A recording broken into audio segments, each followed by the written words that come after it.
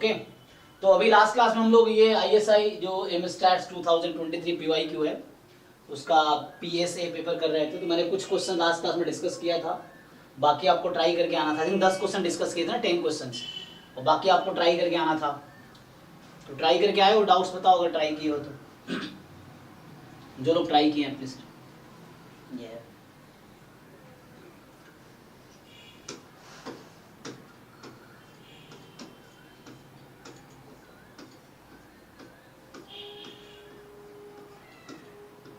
यहाँ तक हमने आई थिंक एक एक क्वेश्चन सॉल्व कर दिया था 10 तक, तो आगे एक एक क्वेश्चन सॉल्व करो, यहाँ से डाउट बताऊं, क्या कहते हो? क्वेश्चन 16।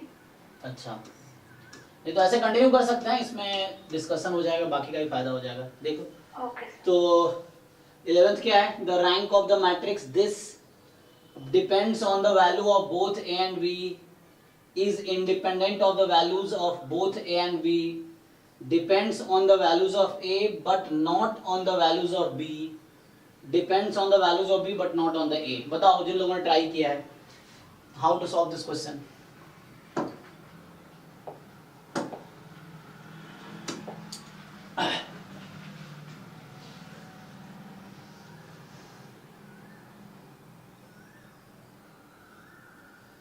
किसी ने ट्राई किया है क्वेश्चन? जिन लोगों ने सॉल्व किया होगा बताओ क्या आंसर होगा इसका। Sir independent of the values of both A and B. जैसे हम लोग क्या करते हैं, जैसे जब मैट्रिक्स का रैंक निकालना होता है, पहले तो मुझे कोई रैंक का डेफिनेशन बताओ, रैंक ऑफ अ मैट्रिक्स का डेफिनेशन बताओ क्या है, कोई भी।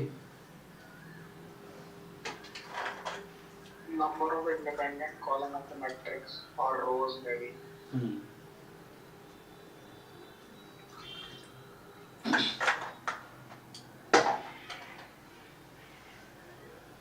So number of linearly independent row और नंबर ऑफ लिनियरली, दो इक्वल ही होंगे दोनों, तो ऐसा कभी नहीं होगा कि 4 रो इंडिपेंडेंट होगा 3 कॉलम इंडिपेंडेंट होगा। अगर 4 रोज इंडिपेंडेंट है तो 4 कॉलम्स भी इंडिपेंडेंट होंगे। सो तो आपको देखना है, इसके लिए क्या करते थे हम लोग, प्रोसीजर था कि रो रिड्यूस इकोलॉन फॉर्म में कन्वर्ट करते थे, पाइवट एलिमेंट देखते थे, देन उससे number of pivot is the, वैसा होता था।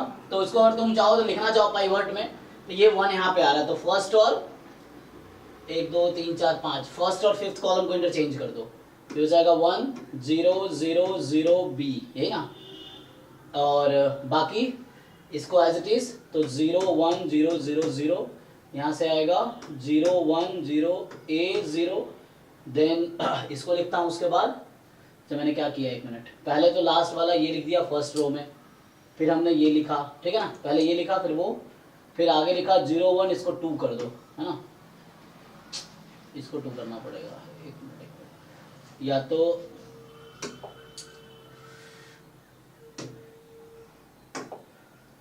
ठीक है ना, मतलब क्या कर रहा हूं मैं, इसको रो रिड्यूस इकोलॉन फॉर्म में लिख रहा हूं, तो वैसे तुम देख के ही बता सकते हो।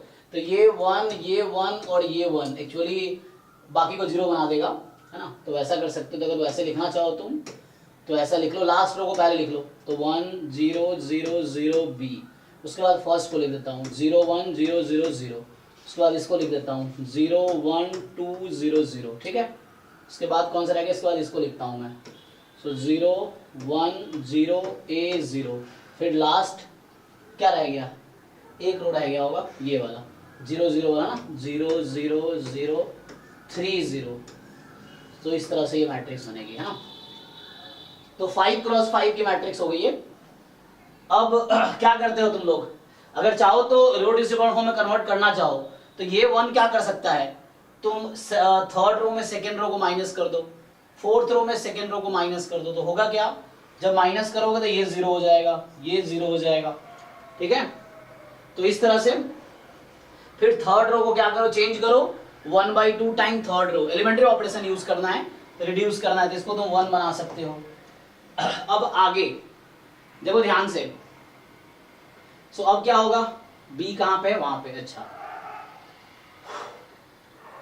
A के बारे में कोई इंफॉर्मेशन नहीं है ना, ये पॉजिटिव है नेगेटिव है 0 है कुछ नहीं है, ठीक है। तो यहां पे अब देखो तुम ठीक से, तो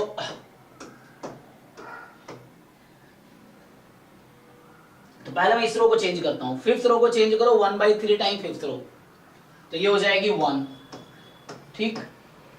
अब ए अगर नॉन जीरो नंबर है, अच्छा ए अगर जीरो है फॉर एग्जांपल, अगर ए जीरो हुआ तो एक उसका कोई रोल नहीं रहेगा, ये नीचे आ जाएगा ना, तो कोई रोल नहीं, इंटरचेंज कर सकते हो तुम इसको, तो इंटरचेंज करोगे तो ए अगर जीरो हुआ फॉर एग्जांपल, हालांकि कुछ कहा नहीं ए क्या है, तो इसको इधर बुला लो, तो ए जीरो हो या नॉन जीरो हो क्या ही फर्क पड़ता है ना, देख लो।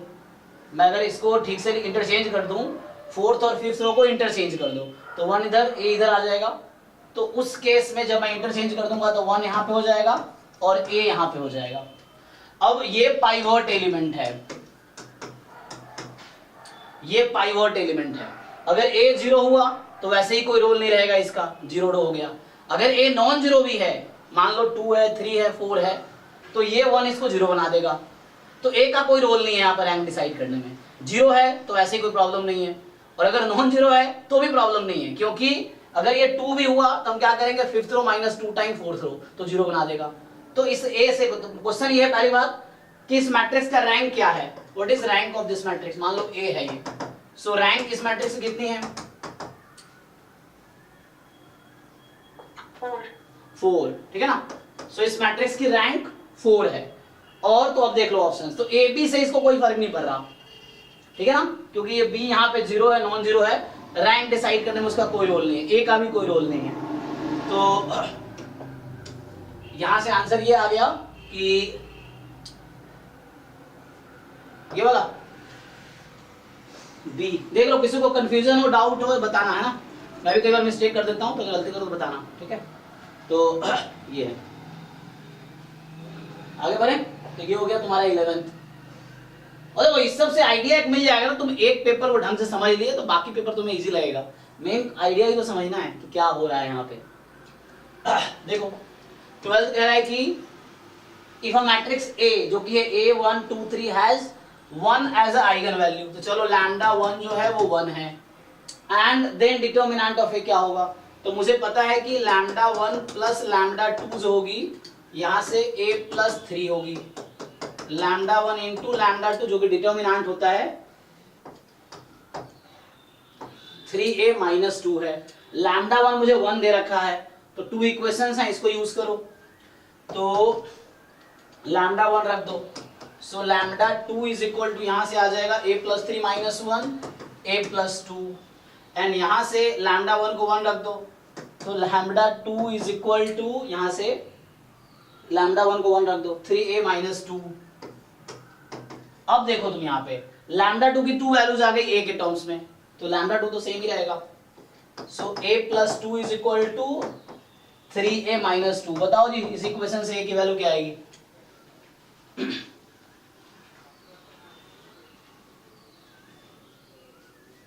is equal to 2.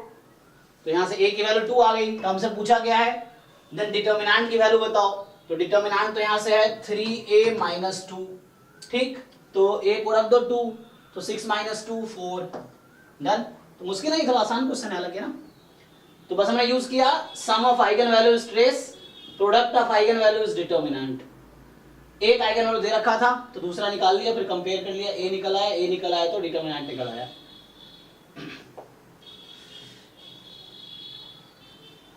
चलो 13 कह रहा है कि स्मॉल a कोई नंबर है जो 500 से कम है, so a is a less than 500 be a positive integer, consider a box containing balls. तो एक बॉक्स को कंसीडर करो जो बॉल कंटेन कर रहा है जिसमें नंबर है a प्लस 1 अप टू 500, और a कोई पॉजिटिव इंटीजर है 500 से कम, ठीक है। तो consider a box containing balls numbered, तो लेबल किया हुआ है a प्लस 1 अप टू 500।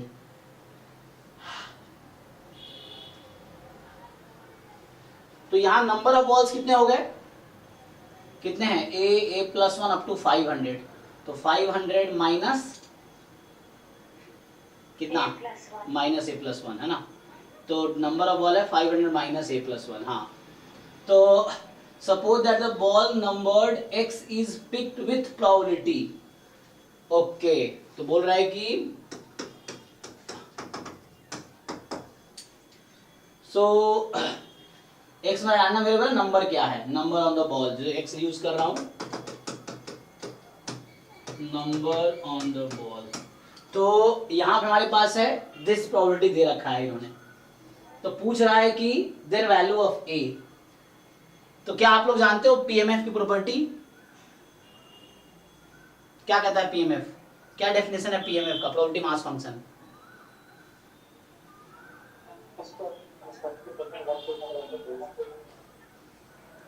सो ये नॉन नेगेटिव होगा और सम इसकी 1 होगी, तो सम को 1 कर दो, देखो क्या आता है। तो यहाँ क्या होगा, इसमें समेशन लगा दो, तो समेशन इस पे लगाओ और x की वैल्यू a से लेके 500 तक, यही ना, सम कर दो। सो ये तुम पुट करो इससे, तो इसको 1 रख दो, तो x की वैल्यू एक बार a रहेगी इस तरह से, तो ऊपर ही तो समेशन होगा, नीचे तो कांस्टेंट है ना, तो यही तो समेशन होगा। तो बताओ a से लेके 500 तक का सम कितना होगा? a plus 1 अप टू 500, और ये 1 के इक्वल है, तो यहां से तुम्हारा निकल के आएगा a की वैल्यू। क्या निकलेगी? किसने निकाला है कि नहीं बताओ? वन आया। ओके, तो सिंपल है, पीएमएफ की प्रॉपर्टी है, ये आपको पीएमएफ दे रखा है और आपको पीएमएफ को 1 के इक्वल रखना है समेशन, तो एक खुद ही निकल के आ जाएगा।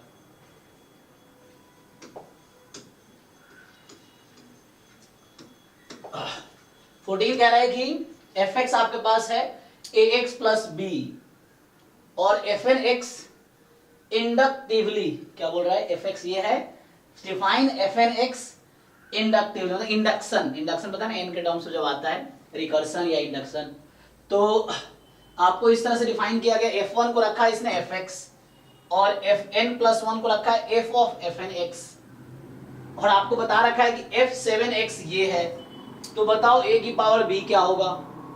तो पहले तो आपको चाहिए a b की इंडिविजुअल वैल्यूज, देन a की पावर b आ जाएगी। बताओ, ये तो इजी क्वेश्चन है ना। f1 ये है ना, सो f2 क्या होगा? f1x is this one, ax plus b, तो f2x बताओ मुझे कोई, यहां से n को 1 रख दो, सो f of f1x, f of fx, f of fx का क्या मतलब है यहाँ पे? सो ax प्लस b में x की जगह fx रख दोगे, सो ax प्लस b, यही हो जाएगा। fx में x के प्लेस पे fx रख दो, तो यहां से कुछ ऐसा आ गया, a square x plus ab plus b, फिर ऐसे f3 निकालो, f4 निकालो, तो f7 तक जाओगे तो इस तरह से इक्वेशन मिल जाएगी आपको, मिल जाएगी ना, एंड देन कंपेयर कर लो तो उससे आंसर आ जाएगा। जैसे मैं अगर f3 लिख दूं फॉर एग्जांपल, अब f3x लिखूंगा मैं, तो f3x में क्या होगा? f of f2x, so fx में x के प्लेस पे f2x रखना है, fx में x के प्लेस पे f2x रखना है, तो यहाँ a टाइम वो वाली पूरी क्वांटिटी आ जाएगी, ये f2x हो गया प्लस b, सिंप्लीफाई कर दो, a cube x plus a square b plus, so a cube x plus a square b plus ab and plus b।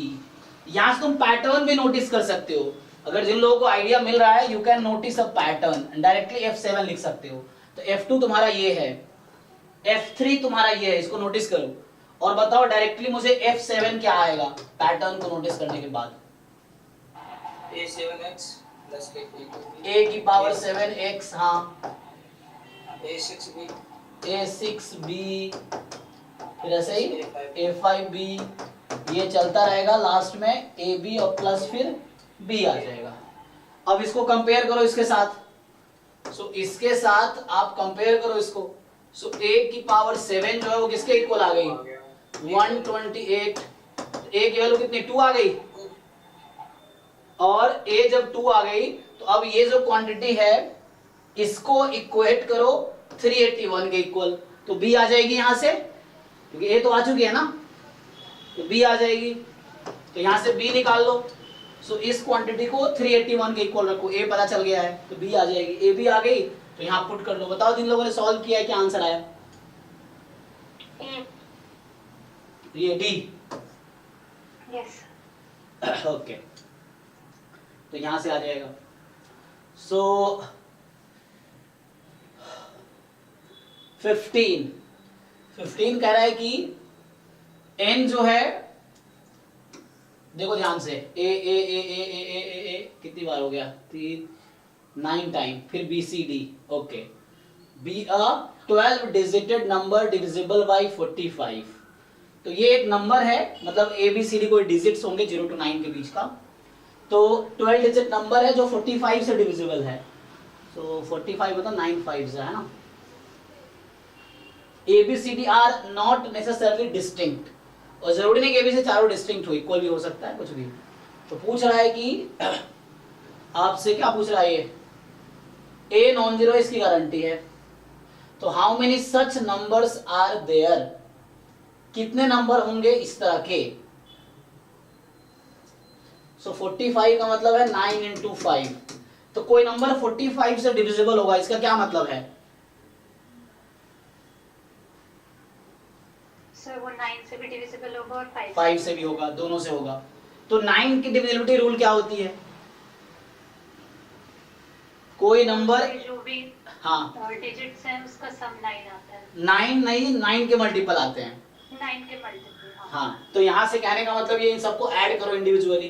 तो कितने टाइम, 9 टाइम A है plus B plus C plus D, ये 9 time कोई M1 है, M1 मतलब multiple है, कोई integer है, तो यहाँ पे M1 मतलब कोई इंटीजर होगा। ऐसे ही अब ये नंबर 5 से भी डिविजिबल है, तो 5 की डिविजिबिलिटी क्या होती है, रूल लास्ट नंबर 0 या 5 होगा। 0 या 5 होगा।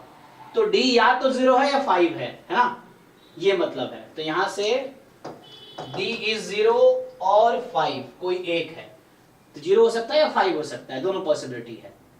फाइन। तो क्वेश्चन आपसे ये पूछ रहा है कि how many such numbers are there, so ऐसे कितने नंबर्स हैं। तो एक बार D को 0 रख दो और एक बार 5 रख दो, देन डिसाइड करना पड़ेगा, नहीं।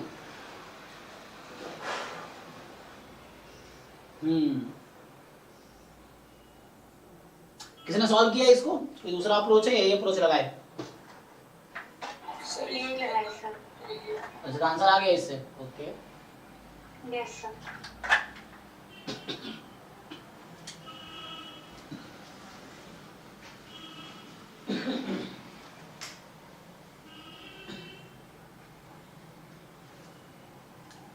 चलो, तो इसको सिंप्लीफाई करो। तो एक बार D को 0 रख दो, तो इस तरह से बन जाएगा। तो D को 0 रख दोगे एक बार, तो होगा 9A plus B plus C बराबर 9 टाइम M, मान लो M1 नहीं लेना, तो सिर्फ M। हाँ 9A लेने की जरूरत नहीं है ना, क्योंकि वो 9 का मल्टीपल ऑलरेडी है। हाँ, यस। तो आगे इसको हम फर्दर रिड्यूस कर सकते हैं ना, तो फर्दर आप रिड्यूस करेंगे, क्योंकि ये 9 का तो हमेशा मल्टीपल है, तो इसको आप उस साइड शिफ्ट कर सकते हो। जब उस साइड शिफ्ट कर देंगे, जैसे मैंने कहा ये M1 है फॉर एग्जांपल, तो इसको फर्दर अगर मैं लिखूं, तो मैं पहला केस में D को 0 रखना हूं, अभी जो केस कंसीडर कर रहा हूं D को 0 रख के, तो यहां से आएगा B प्लस C बराबर, तुम इसको उधर ले आओ 9M माइनस 9A, तो 9 टाइम M2 कर दो, ठीक है ना। तो M1 माइनस A को मैंने M2 कर दिया, तो M फिर से M2 कोई इंटीजर है, तो B प्लस C बराबर 9 का मल्टीपल है क्या है, सो B और C क्या है, 9 का मल्टीपल है ना। तो बोलो ऐसे कितनी पॉसिबिलिटी है। सो B प्लस C 0 हो सकता है, 9 हो सकता है और 18 हो सकता है। 0 9 18, क्योंकि 9 का मल्टीपल है ना ये, तो ये क्या क्या हो सकता है, 0 9 18, और यहाँ चूंकि ये डिजिट्स है, BC की वैल्यू 0 to 9 हो सकती है, तो 9 9 18 हो सकता है बस। हाँ, तो अब तुम्हें काउंट करना होगा, नहीं। सो हमें एक्चुअली समहाउ इस तरह से 4 पोजीशन फिल करनी है, ये समझो। तो बताओ। सर 0 वाले केस के लिए B और C दोनों 0 होने चाहिए। तो अब देखो, अभी मैंने D को 0 रखा है, ठीक है, तो D को 0 रखा मतलब D के पास सिर्फ एक चॉइस है, ओनली वन चॉइस। A के पास कितनी चॉइस है, मैं अभी इसके लिए काम कर रहा हूँ D बराबर 0 के लिए। तो A की वैल्यूज क्या क्या रख सकते हो इसके हिसाब से, कुछ भी, हाँ 0 to 9 में 0 नहीं आ सकता क्योंकि इसने कहा है कि 0 नहीं ले सकते हम। तो हमारे पास 9 चॉइस है 1 to 9। ओके, अब बी और सी के पॉसिबिलिटी काउंट करो। तो क्या बताया आपने, एक तो 0 0 हो सकता है और कुछ पॉसिबिलिटी है जहां सम 9 हो जाए। नहीं सर, तो- नहीं 0 में यही पॉसिबिलिटी है 0 0। हाँ मतलब 0 0 0 और यस सर, फिर 9 में 10 केसेस आएंगे, 0 9 1 8 2 7 3 6 4 5 और Okay. into 2 factorial. हम्म, और फिर 18 में एक केस आएगा 9 और 9, सो टोटल 12 केसेस हो जाएंगे। ओके, फिर आगे। फिर सर डी को 5 रख के तब निकालेंगे। हाँ तो मतलब डी 0 के लिए मान लो डी 0 रखा तो टोटल कितने नंबर इस तरह के मिलेंगे जब डी 0 है तो सर 12। 12 मिलेंगे। और ए का कोई रोल नहीं है, ए क्या बाद में मल्टीप्लाई करोगे? सर एक ही जरूरत नहीं है ना, वो ऑलरेडी 9 का मल्टीपल है और 5 का होने के लिए उसे सेटिस्फाई करने की जरूरत नहीं क्योंकि वो स्टार्टिंग का है, हाँ एंड का डिजिट है नहीं, तो 5 का सेटिस्फाई करने की जरूरत नहीं है, सिर्फ 9 का तो सेटिस्फाई। यहाँ टोटल आप कह रहे हो 12 नंबर्स मिले मुझे, 12 पेयर्स ऑफ बीसी मिला और डी वहाँ 0 है। ओके ठीक है, अब मैं डी को अगर 5 रखता हूँ तो दूसरा केस है डी को 5 रखना, यहाँ डी को हम 5 रखते हैं तो अब बनेगा फिर से बी प्लस सी को ले लेंगे 9 एम माइनस 5। उधर चला जाएगा। हाँ मतलब यार बी प्लस सी प्लस 5 बराबर 9 m3 बोल दो अभी के लिए, कुछ नया। तो 5 सर बजे फिर बी प्लस सी की वैल्यू 0 तो नहीं हो पाएगी क्योंकि वरना सो 9 के मल्टीपल में से 5 घटा देंगे। हाँ तो सर 0 तो हो नहीं पाएगी वैल्यू बी प्लस सी की, वरना वो -5 आ जाएगा। हाँ तो यहाँ क्या क्या पॉसिबिलिटी है? अब एक तो 4 हो सकता है, m3 को 1 रखेंगे तो, और 30। 4 और 2 रखेंगे तो 13 हो सकता है, m3 को 3 रखेंगे तो 27 माइनस 5। बट उतना आगे जा नहीं सकता ये, इतना आगे जा नहीं सकता क्योंकि 9 9 18 मैक्सिमम 18 हो सकता है ये। तो 4 और 13 यहाँ काउंट करो कितनी कितनी पॉसिबिलिटी है बीसी की? 5 + 6 11। तो यहाँ 11 पॉसिबिलिटी है। ओके, तो अब आप बताइए कैसे डिसाइड कर रहे हैं कितने नंबर बनेंगे? सर 11 + 12 23, हाँ और फिर 23 × 9 × 1। हाँ ये 9 और ये 1 है ना। यस, क्योंकि हालांकि अलग अलग कर सकते थे हम, जैसे मैंने d बराबर 0 के लिए है तो a की पॉसिबिलिटी 9 है, bc का हमने कैलकुलेट किया 12 और d के पास एक ही चॉइस है तो ये आगे 9 12। दूसरे केस के लिए जब हमने d को 5 रखा है तब मेरे पास एक चॉइस d का है तो a के लिए फिर से 9 चॉइस है, bc के लिए आपने बताया 11 चॉइस ना, 11 यहाँ पे आएंगे तो 11 और d के लिए फिर से 1, तो 9 × 11 × 1 और 9 × 12 × 1 उसको ऐड कर लो, वही कर रहे हो जो आप कह रहे हो, सेम ही चीज है। तो यहाँ 1 जो है ये फिक्स पॉसिबिलिटी है d बराबर 5, यहाँ 1 जो है फिक्स पॉसिबिलिटी है d बराबर 0, तो दोनों को ऐड कर लो तो टोटल आ गया यही आएगा। तो कितना आया ये? 207। बाकी किसी को डाउट है तो पूछो आप। तो हमने यहाँ पे कहीं ना कहीं multiplication rule of counting use किया है, an addition rule of counting also, क्योंकि d 0 और 5 तो और की जगह पे प्लस आया, तो मैं यहाँ दिखाना चाह रहा था ये प्लस इस और के वजह से आया है, ठीक है ना, ये जो प्लस आ रहा है इस और की वजह से आ रहा है, बाकी में एंड चल रहा है, ठीक है। तो a can be any number 1 to 9, bc you have to count and d is just one possibility, तो ईच केस में ये है। किसी को पूछना है कुछ पूछ सकते हो, तो खुद से ट्राई करो, सीखने का तरीका खुद से कोशिश करना।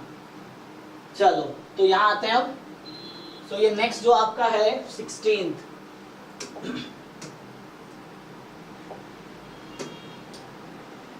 क्या कह रहा है कि ABC be the sides of a triangle, ABC क्या है? साइड्स है ट्रायंगल का इस तरीके से कि c² बराबर a² + b² minus ab। Okay, तो कोई ट्रायंगल, कोई राइट एंगल ट्रायंगल है, कोई भी ट्रायंगल हो सकता है ना, तो ABC साइड्स लेंथ है इस तरीके से कि c² बराबर a² + b² माइनस ab है, then which of the following is always true? बताओ।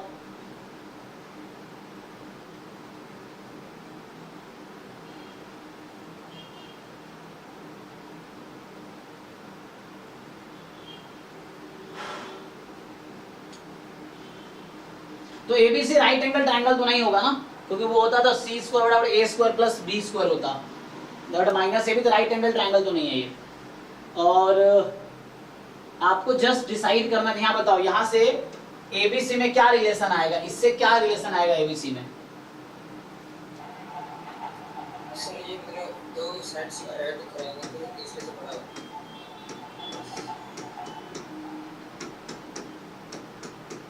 ठीक, इनफैक्ट बड़ा ही हो, इक्वल हो सकता है, ऐसा है कि दो साइड का सम तीसरे के इक्वल होगा?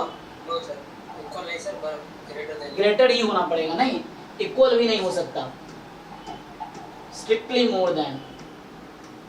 a plus b strictly more than c, b plus c strictly more than a, c plus a strictly more than b। ये कंडीशन है आपके पास और यहाँ आपके पास ये कंडीशन है। अब इसको अगर हम कोशिश करें तो यहाँ से मैं c स्क्वायर को लिख सकता हूँ a plus B whole square, फिर मुझे क्या करना पड़ेगा, या a minus B whole square करो, ये कर सकते हो। अगर a प्लस बी करोगे तो आगे आप तो माइनस 3a भी करना पड़ेगा इसके लिए, है ना।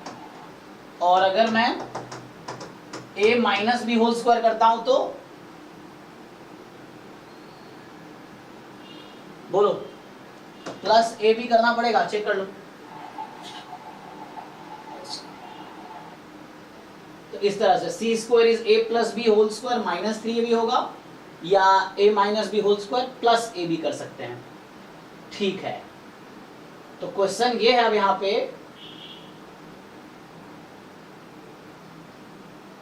ए बी साइड लेंथ है, नेगेटिव तो हो नहीं सकता, ठीक है। तो ऑप्शन से एक बार देख लो क्या कहना चाह रहा है, A less than equal to C है and B less than equal to C, and है तो A plus B less than equal to C, तो यहाँ पे सी ए बी के बीच में है या सी बी ए के बीच में होगा, ओके।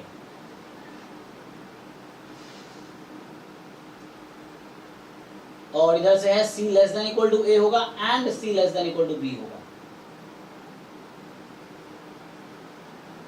और यहां से none of the above, okay. तो देखो ये तो श्योर है ना कि ए बी क्या है यहाँ पे, पॉजिटिव या नेगेटिव, ए इंटू बी, पॉजिटिव होगा क्योंकि साइड लेंथ कभी नेगेटिव नहीं होता, ठीक है ना। तो a b c individually positive numbers हैं, साइड लेंथ है ना तो नेगेटिव नहीं होगा। और तो यहां से अगर मैं कंपेयर करूं सी स्क्वायर में और a minus B whole square में, तो बताओ क्या रिलेशन होगा।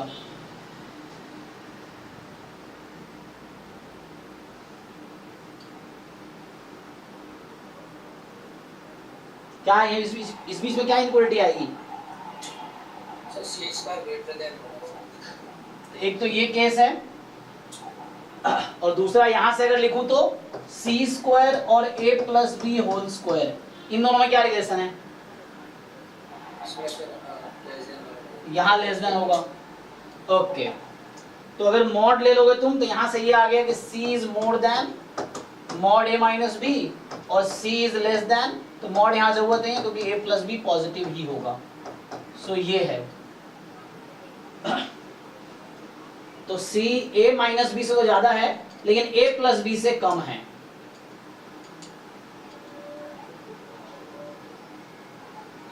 तो अगर मान लो विदाउट लॉस ऑफ जनरलिटी अगर मैं ये मान के चलूं कि suppose a is more than b for example, तो उस केस में c is more than a minus b and c is less than a plus b. तो यहां से मिला c more than a minus b, c less than a plus b, ये है मतलब a मोर देन b माना है इसलिए। तो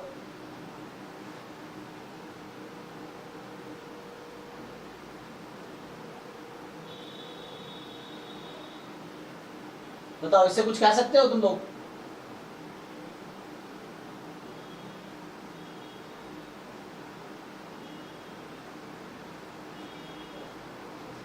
अब बताओ a माइनस बी में और a में क्या रिलेशन है?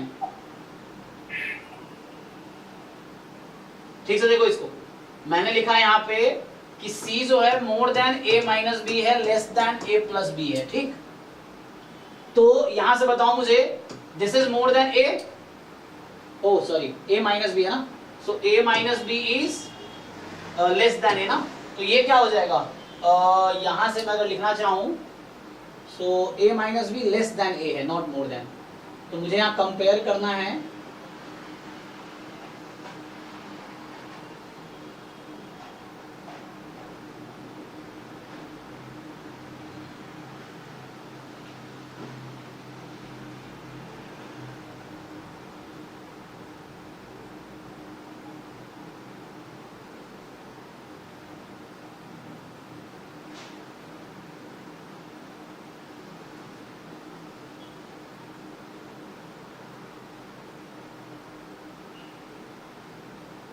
किसी ने चैट में लिखा है, किसी के पास हाँ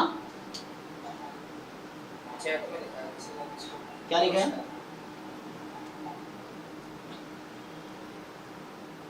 cos c बराबर 1/2। अच्छा वो लगाना चाहोगे, ओके तो उससे भी कर सकते हैं। हाँ तो वहां पे एक फॉर्मूला होता था, अगर इस पे जाओगे तो cos c is half cosine rule. अच्छा अच्छा, तो वो रूल अगर लगाना चाहो तो वो भी सोच सकते हैं हम लोग।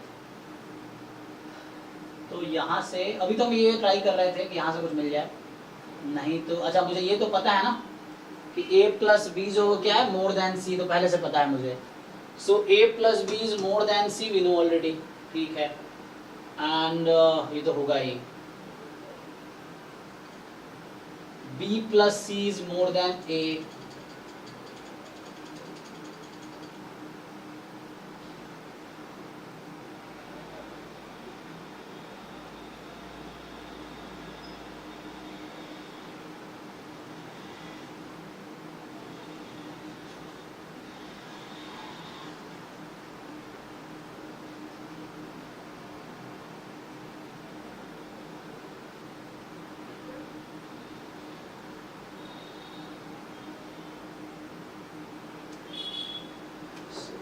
a plus c more than b, अगर इन दोनों को ऐड करें तो क्या मिलेगा हमें? a plus c more than b. अच्छा तो होगा ही, तो बी सी कट जाएगा, a मोर देन में कुछ खास नहीं आएगा। यहाँ पे अगर हम देखें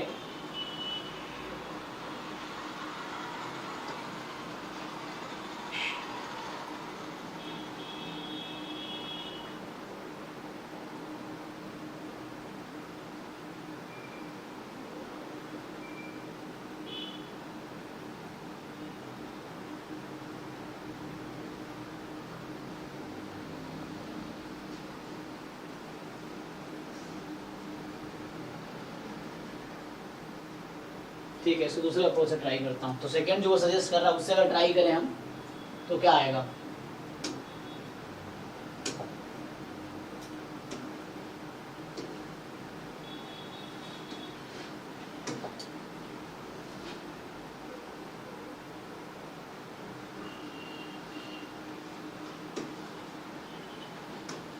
तो जो हमारे ट्रायंगल में कोसाइन और साइन रूल होता था, अगर उसके हिसाब से देखोगे तो क्या फॉर्मूला होता है cos c का?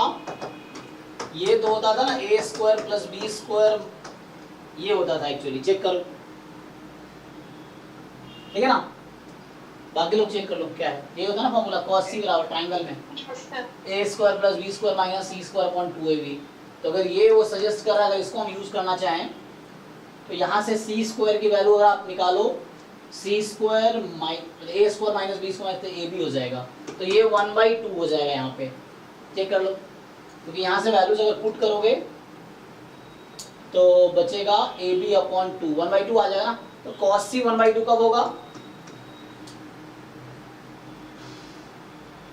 c कितना हो जाएगा? हाँ साइन 31/2 cos 60, तो एक तो π/6 आ गया, ओके। ओ सॉरी, हाँ हाँ π/3, हाँ साइन है ना, साइन 30 डिग्री 1/2 cos 60, तो cos 60 मतलब π/3, हाँ ठीक है π/3। तो इससे क्या आइडिया मिलेगा? तो हमें एक एंगल, बाकी दो एंगल का सम कितना होगा? 120, ओके।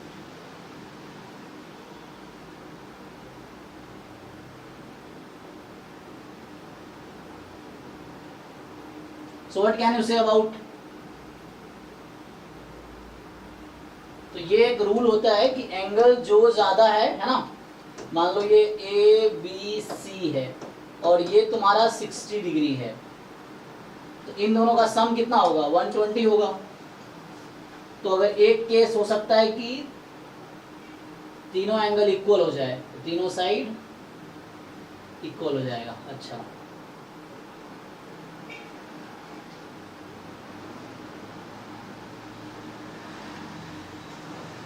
बताओ यहाँ से क्या कंक्लूजन आया, क्या बता रहे चैट में? सो सी 60 हो गया, टेक 3 केसेस एज अ, अच्छा, equilateral triangle, right angle isosceles, तो क्या आएगा? 2 केस। ओके, तो यहाँ से क्या मिलेगा हमें? तो अगर साइन फॉर्मूला तुम यूज करना चाहो, इसे सजेस्ट कर रहा हूँ, साइन और कोसाइन फॉर्मूला हम यूज करें, तो साइन फॉर्मूला क्या कहता है? Sine A upon A, sine B upon B and sine C upon C, ठीक है ना? तो यहाँ ये होता है ए के अपोजिट साइड स्मॉल ए है, बी के अपोजिट स्मॉल बी, सी के opposite small c. So now if you use this, तो आपको सी पता चल गया है। तो साइन 60 यहाँ से क्या आ जाएगा, देख लीजिए।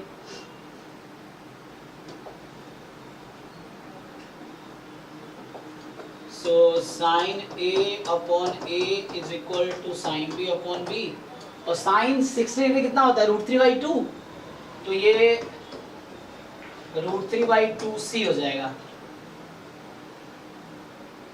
सो व्हाट कैन यू से? अब ये कह रहा है कि इक्विलैटरल ट्रायंगल मान लो, तो इक्विलैटरल मानोगे तो इक्वल हो जाएंगे ना तीनों, तो इक्वल हो जाएंगे तो तीनों इक्वल हो जाएगा, तो इक्वालिटी का केसेस हैं, तो वो तो अलाउड है। अगर राइट एंगल ट्रायंगल तुम अज्यूम नहीं कर सकते ना, राइट एंगल ट्रायंगल हो सकता है यहाँ पे सी स्क्वायर बराबर ए स्क्वायर प्लस बी स्क्वायर होना चाहिए था ना उसके लिए, अगर सी लार्जेस्ट साइड होगी तब।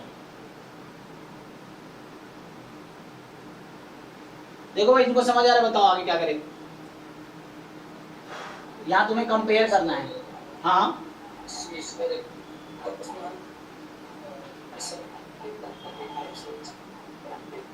तुम्हारी आवाज क्लियर नहीं आ रही, फिर इंटरनेट का इशू होगा।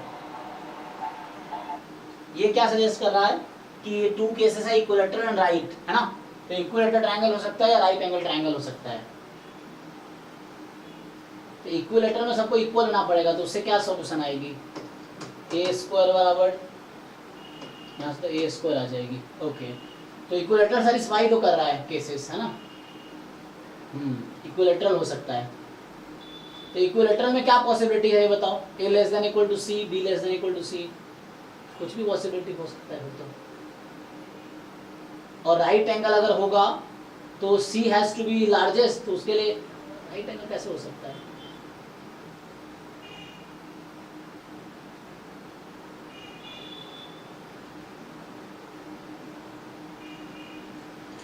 चलो, अगर तुमने कहा कि ठीक है, अगर एक 60 डिग्री आ गया, अगर ये राइट एंगल है तो इसको क्या होना पड़ेगा? सी है ये, ठीक है ना? मान लो ऐसा है, तो यहाँ 90 डिग्री है, तो यहाँ 30 डिग्री होना पड़ेगा। तो उस केस में तो मान लो ये ए है, ये बी है फॉर एग्जाम्पल। सो यहाँ ए, ये सी, ये बी। सो बी लार्जर हो जाएगा सी से, एंड एंगल बी और एंगल ए में क्या रिलेशन है? सी और बी में क्या रिलेशन है? तो बी मोर देन सी है और ए लेस देन सी हो जाएगा। तो यहाँ से कुछ कंक्लूजन नहीं आएगा, तो यहाँ से कोई कंक्लूजन नहीं आएगा, क्योंकि सी एंगल ज़्यादा है बी से। सी एंगल, एक मिनट यहाँ गलत हुआ है, C angle is less than ना, तो ठीक है ना, C less than B, yes, and A angle is less than C angle.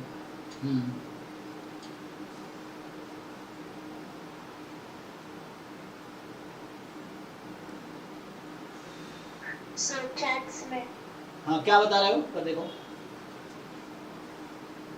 साहिल, अच्छा ये बताना चाह रहा है कि A is 30, B is 90, okay, and A 90 और B 30, right? So if I fix any value of AB, then find C from given equation. अच्छा, तो फिक्स करो वैल्यू कोई, if I fix any value of a b then find c from given equation. हाँ उसके बाद क्या होगा? हाँ तो मतलब अगर तुम वैल्यू फिक्स करोगे ए बी की तो सी क्या आएगा? ए बी कुछ फिक्स करो, बताओ क्या फिक्स कर सकते हो?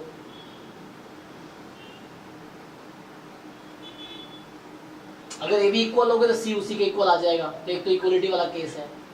तीसरा है कि अगर मैं अलग अलग लूं,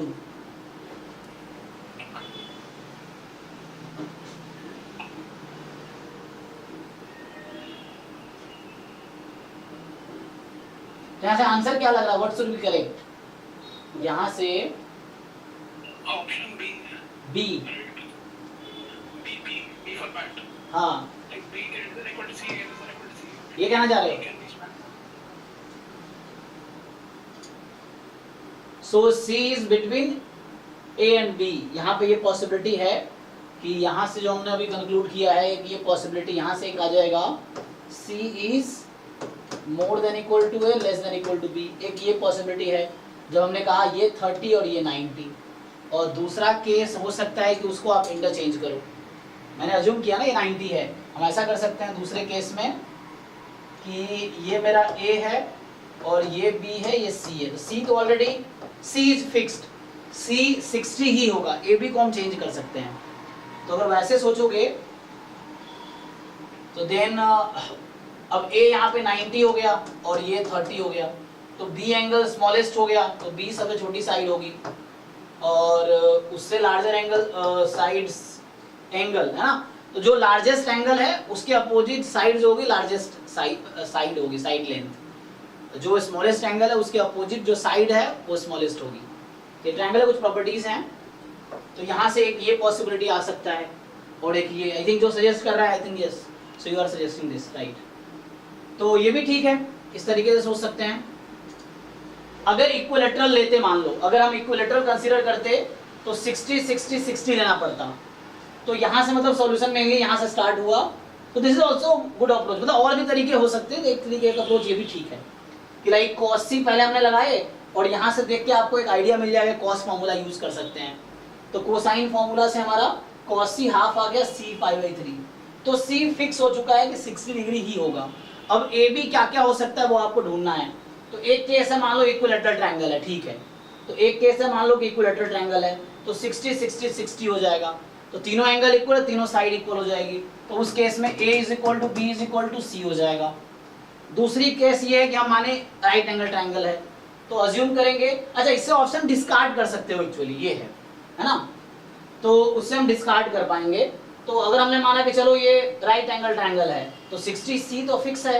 अब ए को 30 और बी को हमने 90 मान लिया, तो बी इज लार्जेस्ट एंगल, तो अपोजिट साइड जो होगी small b that will the largest side. तो ये वाला केस आ जाएगा। A is the smallest angle, तो a is the smallest side, तो ये केस आ जाएगा c between A and b. दूसरा केस है कि नहीं, तुम ए बी इंटरचेंज कर दो कि ये तुम्हारा ए है 90 डिग्री और बी है 30 डिग्री। तो अभी लार्जेस्ट एंगल ए है तो लार्जेस्ट साइड ए होगी, स्मॉलेस्ट एंगल बी है तो स्मॉलेस्ट साइड बी होगी। ये 60 है, सी बीच में है तो ये बीच में होगी। सो दिस इज द पॉसिबिलिटी और दिस इज, तो इससे बाकी ऑप्शन आउट हो गया। तो ये समझ लो this is our one example. जैसे हम एग्जांपल अक्सर लेते हैं ना ऑप्शन को डिस्कार्ड करने के लिए। सो this is the one possible case जिसके लिए तुम्हारा ये वाला ऑप्शन ना आउट हो जाएगा, तो बी करेक्ट हो जाएगा। यस तो इस एग्जांपल से हमें यहां से क्या हुआ, ये जो ऑप्शंस हैं आपके ये डिस्कार्ड हो गए, A C, then B is the correct option. This is right, सही बताया आपने, दिस इज फाइन। बाकी दूसरा जो सजेस्ट कर रहे थे कि आप वो भी कर सकते हैं कि कुछ ए बी फिक्स कर लो चाहो तो, बट इस तरह से फिक्स करना होगा कि एक तो ट्रायंगल रूल को फॉलो करेंगे, टू साइड का सम तीसरे से बड़ा हो और एक वहां से निकल जाएगा, तो उससे भी सोच सकते हैं आप। तो वो भी एक एग्जांपल टाइप का ही हो जाएगा। दूसरा ऑप्शन जो सजेस्ट किया है, एक ये सजेस्ट किया, दिस इज फाइन। हाँ इक्विलेटरल क्यों नहीं हो सकता? हो सकता है ना, इक्विलेटरल में ये केस आ जाएगा।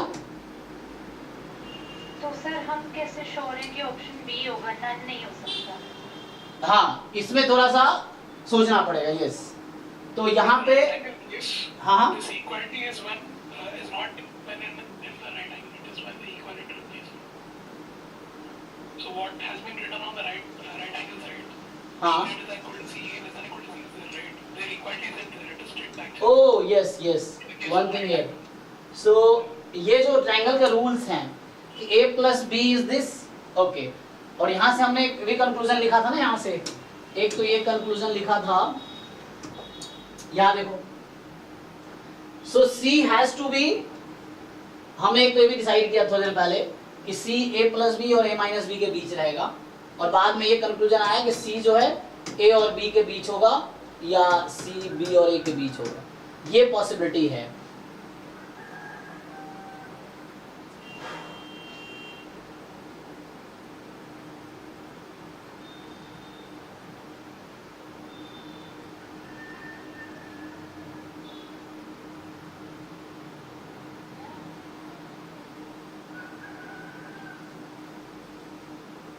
तो इक्विलेटरल हो तो सकता है क्या, इक्विलेटर में ये भी सेटिस्फाई होगा ना, इक्विलेटर में ये भी ओके है, ये भी ओके है अगर मैं तीनों को इक्वल कर, तो इक्विलेटरल में तो इट्स फाइन. बट डी क्या, नन ऑफ द अबव. तो आप सोच रहे हैं कि डी क्यों नहीं, नन ऑफ द अबव क्यों नहीं होगा, तो मुझे लगता है कि जो हमने कंसीडर किए एक suitable case, so that satisfy this, यहाँ पे ये लगाएंगे. नन ऑफ द अबव तब होता जब हमें कुछ नहीं मिलता, तो I think this is the case. तो इसलिए नन ऑफ द अबव में कंसीडर ही नहीं किया मैंने, तो ऐसे. और बाकी केस क्या हो सकता है, आपकी सोचना पड़ेगा आपको कि what are the other cases. हाँ,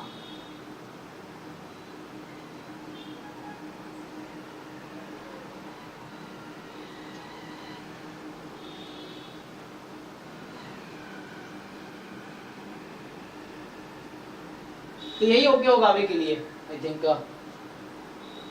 सो लास्ट में क्या कहना चाह रहे थे तारक आप? आइसोसेलेस का केस, आइसोसेलेस का केस आप देखो, आइसोसेलेस भी सोच सकते हो आप कि दो साइड इक्वल. 60.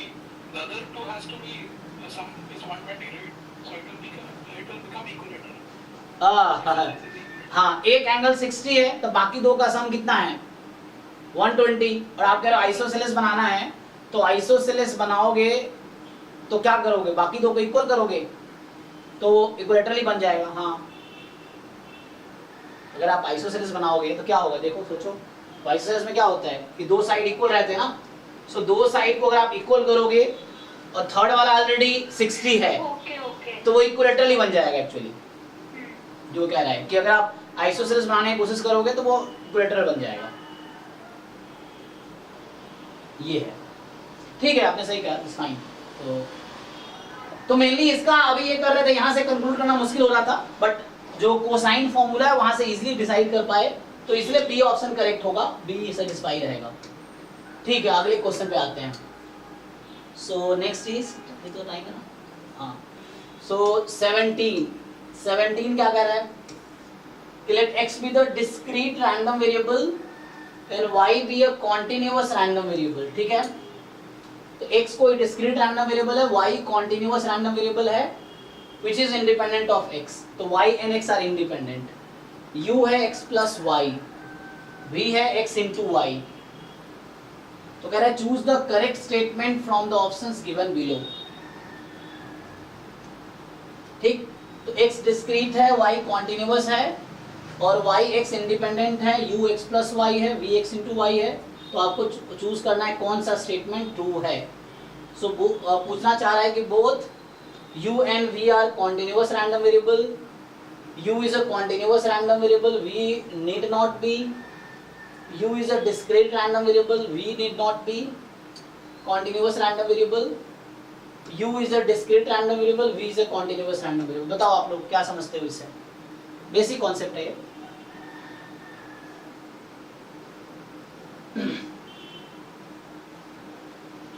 बोलो भाई, किसी ने ट्राई किया इसको?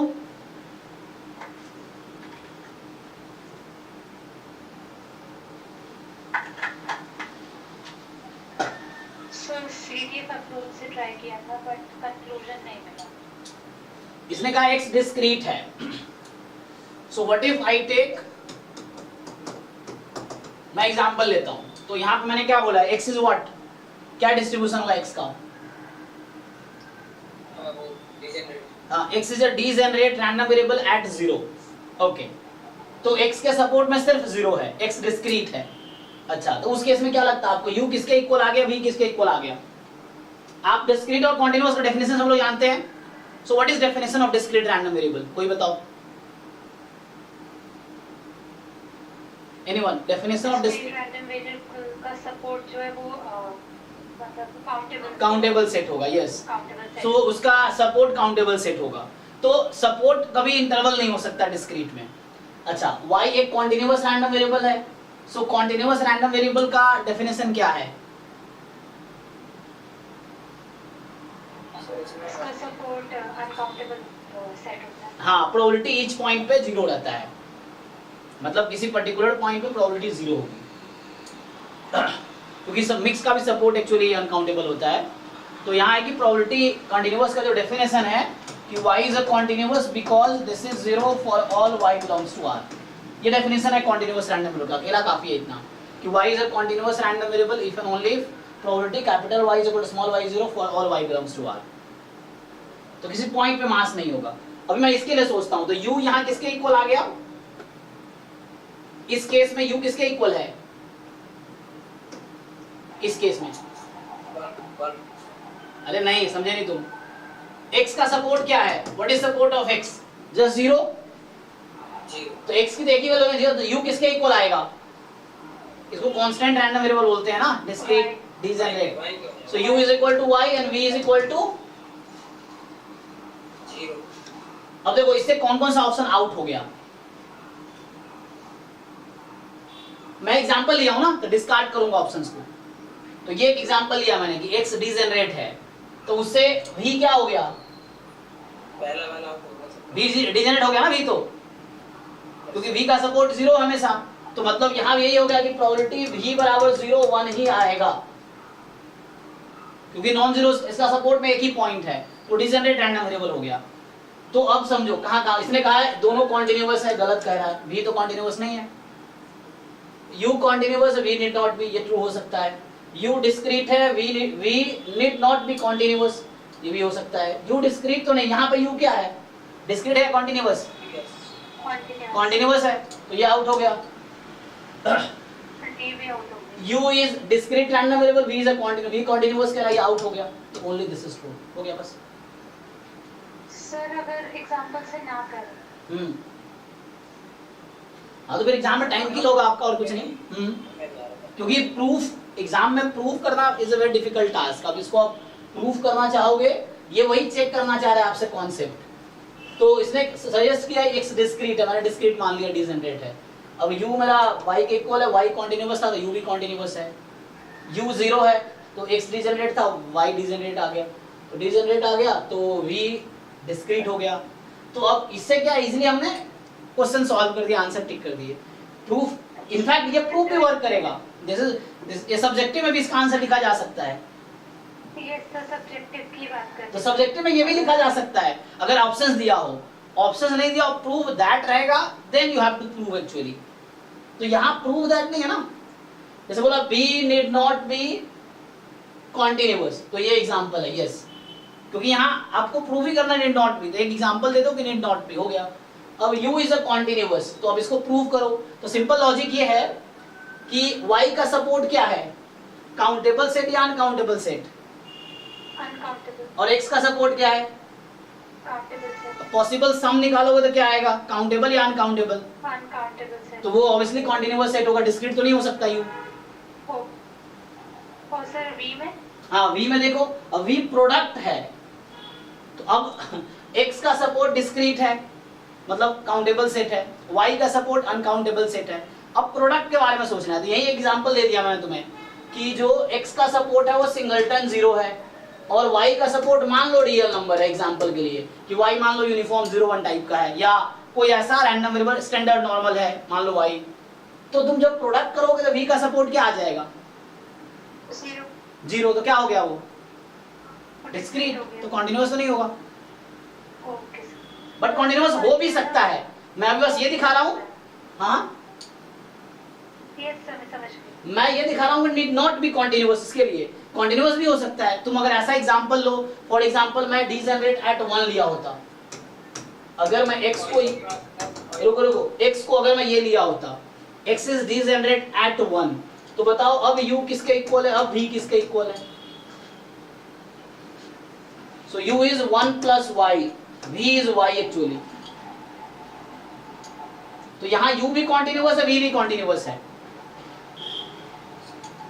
यस। इस तरह से। तो मुझे ऑप्शन को डिस्कार्ड करना है, इसलिए हमने ऐसा किया। चलो, सो ये कह रहा है कि 18 suppose that the sample mean and the sample standard deviation for a set of n observations x1 x2 xn are m. तो mean is m, standard deviation is small s, sample standard deviation, sample variance है ना, square.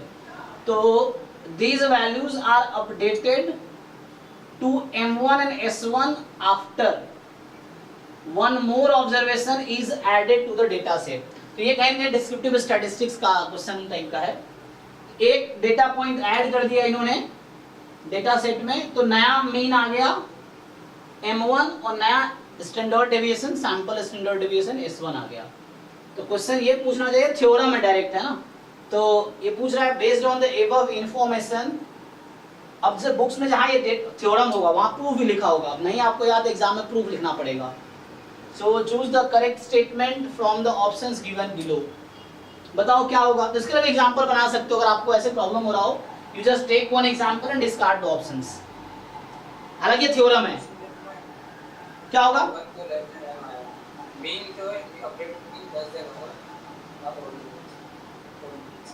ये कह रहे हो कि mean less हो जाएगा, ये कह रहे हो? ओके, और ये स्टैंडर्ड डेविएशन तो मतलब तुम ये कह रहे हो कि अपडेटेड मीन इक्वल नहीं आएगा इसके, ये इक्वल आ सकता है।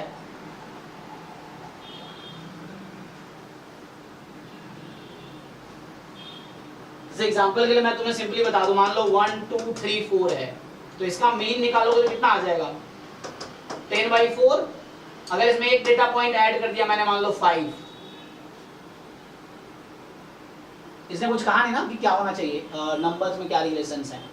तो अब मीन कितना, आ जाएगा?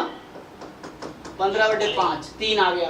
तो ये 2.5 था। अब बताओ तुम जो कह रहे थे तो गलत हो गया ना? ये तो मैंने भी सेम एग्जांपल लिया था ना, इसके अकॉर्डिंग स्टैंडर्ड डिविएशन भी इंक्रीज कर रहा है और मीन भी इंक्रीज कर रहा है। अगर हमने ये सोचा, अच्छा अगर मैं यहाँ पे 0 ले लिया होता, एग्जांपल के लिए सोचो, अगर मैं 0 ले लिया होता इंस्टेड, तो फिर ये हो जाता 10/5 जो कि 2 आ जाता। तो अगर डेटा मैं कम लेता हूं, और मान लो यहाँ 0 ले लूं, पड़ेगा या 1 ले लूं मैं फिर से, तो यहाँ देखना पड़ेगा these values are updated to m1 after one more observation is added to the data set. तो है ना, तो मेरी चॉइस है ना, मैं ये xn+1 क्या लेता हूँ। तो अगर 5 लिया मैंने, जो गिवन डेटा सेट पॉइंट्स है उससे लार्जर ले लिया मैंने, तो बढ़ जाएगी मीन। और अगर मैं छोटा लेता हूँ तो मीन घट जा रही है ना, चेक करो।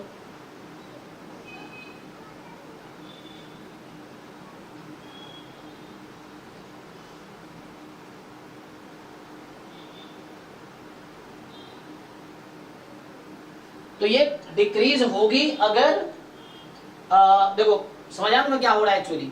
यहाँ जैसे मैं 0 या 1 या 2 ले लूं या 3 ले लूं, इवन 4 ले लूं, तो वहां तक आई थिंक 4 देने तो क्या होगा, 5 है ना। It will be equal, right?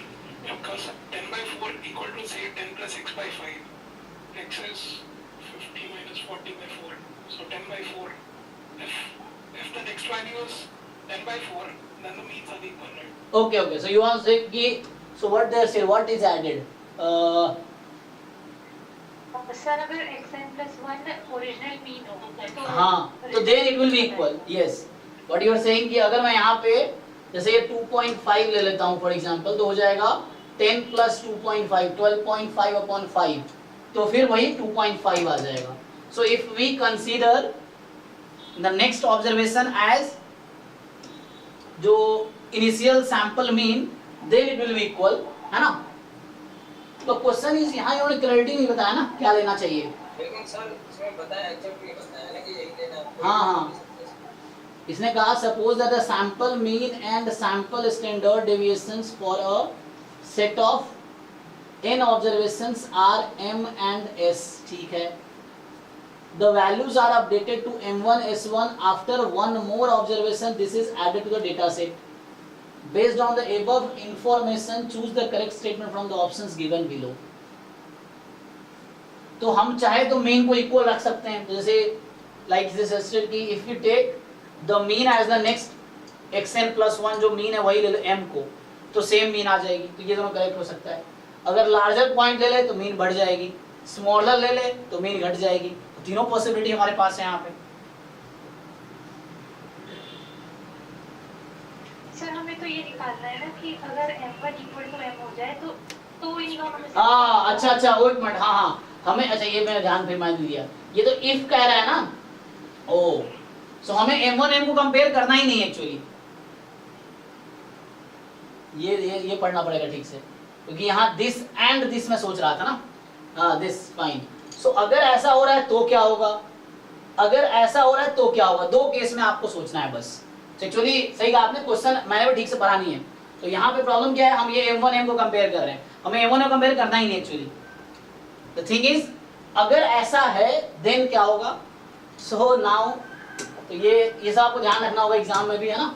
तो यहाँ हम m1 m को कंपेयर कर रहे हैं. सो क्वेश्चन ये था, दैट्स फाइन. वही मैं कह रहा हूँ, m1 m इक्वल भी हो सकता है, m1 लेस देन m भी हो सकता है, m1 मोर देन m हो सकता है. तो हमें केसेस बता रहा है आपको. हमने अभी केसेस क्या देखे कि अगर मैं चाहूँ तो m1 को m के इक्वल कर सकता हूँ, m1 को मोर देन m कर सकते हैं, m1 को लेस देन m कर सकते हैं. लेकिन द पॉइंट इज, इस क्वेश्चन में ऐसा पूछा ही नहीं गया क्या होगा. वो बता रहा है आपको कि अगर मान लो m1 m इक्वल है तब क्या होगा, तो ऐसा पूछना चाह रहा है. So this is not point to check actually, ये गिवन है आपको, तो हमें चेक करने की जरूरत है ही नहीं. तो हम जो चेक कर रहे थे anything may be possible case, but question कह रहा है कि जब इक्वल है तब क्या होगा. सो है ना, यहाँ थोड़ा सा मतलब ये है कि क्वेश्चन ठीक से मैंने नहीं पढ़ा है. So that you have to see कि क्वेश्चन केयरफुली पढ़ना है क्या पूछा है. तो हम लोग क्या कर रहे थे, मतलब मैं स्पेशली क्या कोशिश कर रहा था, पहले ये कंपेयर कर रहा हूँ फिर ये करूंगा, लेकिन इसको कंपेयर करना ही नहीं है, ये तो गिवन है. सो गिवन है तो इसको यूज करना है actually, this we have to use. Okay, तो देखो जैसे मैं अभी पॉइंट ले रहा था ना, मान लो 1 2 3 4 के लिए, तो इसका m जो आया था 10/4 मतलब 2.5. तो यहाँ अगला डेटा पॉइंट 1 2 3 4 और m ले लूं तो m1 भी यही आ जाएगा, ठीक है ना. 2.5 मतलब m आ जाएगा. तो अगर इस केस में आप सोचो तो नाउ द क्वेश्चन इज, इसका स्टैंडर्ड डेविएशन निकालो और इसका निकालो, कंपेयर करो. तो 1 2 3 4 के लिए s क्या आएगा मुझे ये बताओ, और 1 2 3 4 और यहाँ है 2.5, इसका s1 क्या आएगा ये बताओ, इससे काम हो जाएगा. फॉर्मूला पता ना, how to find standard deviation from data. Sir वो सिंपल वो ले लीजिए, डेटा तक वो आसानी रहेगा. आसान लेना है. चलो 1 1 1 1 ले लिया मान लो, चलो तो इसका मीन कितना आ जाएगा 1, और अगला 1 1 1 1 1 ले लो. चलो इसका चेक करो क्या आएगा. तो इसका मीन निकालोगे 4/4 1 आ जाएगी, और इसका मीन निकालोगे 5/5 1 आ जाएगी. तो ये आसान ले लिया. चलो इसका s और s1 बताओ क्या आएगा. तो इस वाले एग्जांपल में m is 1 and m1 is also 1, ठीक है ना. ये है जी, पहले वाले का 0 आ जाएगा, दूसरे का भी. अच्छा, ये 0 आ जाएगा, दूसरे वाले का भी 0 ही आएगा. 0 ही आएगा. ओके, तो यहाँ पे देखो, अब तुम ऑप्शन को डिस्कार्ड कर सकते हो. अगर ये इक्वल है तो इसने क्या हमारा, अभी एक एग्जांपल लिया हमने, just we to one example. This is one suitable example. देख लो कहीं डाउट तो नहीं ना, इसने कहीं कहा नहीं डिफरेंट लेना है, ऐसा कहा है डिफरेंट लेना है. Suppose that the sample mean and sample standard deviation of, हाँ For any case, this would be equal because standard deviation is nothing but the distance, right, from the mean. yes, If then you added 1 as mean, then the distance is 0. it is a sum of the square of distances, right? Then we take a square root at the end. So variance is actually average of sum of squares of distance from the mean. Yes. So at the end you are saying if this will happen then this will happen. Fine. और ये discard हो गया with this example. Okay, now come to this point. अब जब m1 कम हो जाए, तो m1 कम कब हो रहा है ध्यान दो. अब now it is for the first case. Second case we take 1 1 1 1 तो यहाँ से m हमारा 0 आता है, सॉरी 1 आता है। Now the data I take 1 1 1 1, ठीक है, और अगला पॉइंट मैं 0 ले लेता हूँ। तो यहाँ से m1 कितना आएगा तुम्हारा, कितना 4/5। चेक करो मैंने क्या किया है, m1 less than m, yes. So मेरा जो m1 है लेस देन m है, करेक्ट। मैं ये लिया 1 1 1 1 0। अब बताओ इसके लिए s कितना आएगा और इसके लिए s1 कितना आएगा। सर इक्वल तो आएगा नहीं, तो इसका s तो 0 आया हुआ है, इसका निकालो। सर बट यहाँ 0 तो नहीं आएगा, पॉजिटिव ही आएगा एक्चुअली। तो ये तो पॉजिटिव ही आएगा, चेक करो। तो इक्वल नहीं आएगा। ओ एक मिनट, तो मैं क्या कर रहा हूं, तो ये गलत हो जाएगा दोनों ना, आउट हो गया ना इस एग्जांपल से, यस सर। क्योंकि यस हाँ। तो यहाँ पे हमने देखा कि देखो one example enough to say false. So this is the data set x1 x2 x3 x4, n बराबर 4 दिया मैंने, and the next point I took 0। So then average आ गया 4/5, तो m1 is less than m, satisfy हो रहा है। तो उस केस में जो s1 होगा वो s1 जो है मोर देन s हो जाएगा, जिसने गलत बताए हैं। तो b is the only correct option. हालांकि ये थ्योरम है, हम एग्जांपल से वेरीफाई किया, जिनको थ्योरम याद से उनको स्टेटमेंट याद है, कुछ बच्चों को direct they know that the, so directly tick कर सकते हो आप। अगर आपको नहीं याद है theorem directly, then you take example and discard options. Done, चलो। अच्छा ये s जो था मैं बता दूं आपको फॉर्मूला, s का जो फॉर्मूला एक्चुअली ये है √1/n summation xi minus x बार, मतलब वही m, sorry x bar i from 1 to n, ये इसका फॉर्मूला, जिनको अगर नहीं पता हो, है ना। m यहाँ पे जैसे n पॉइंट्स के लिए, हाँ स्क्वायर, ओ सॉरी स्क्वायर मिस हो गया, हाँ स्क्वायर, ठीक है ना। तो ये वेरिएंस, एक्चुअली वेरिएंस का रूट ले रहा हूँ, तो वेरिएंस का रूट लिया तो स्टैंडर्ड डेविएशन हो जाएगा, स्क्वायर, हाँ। तो ये वाला नहीं, यहाँ पे एक्चुअली जो डेटा पॉइंट है ना, ये रैंडम सैंपल के केस में बात नहीं कर रहा है, तो वो अलग है, यहाँ पे इसके लिए बात कर रहा है।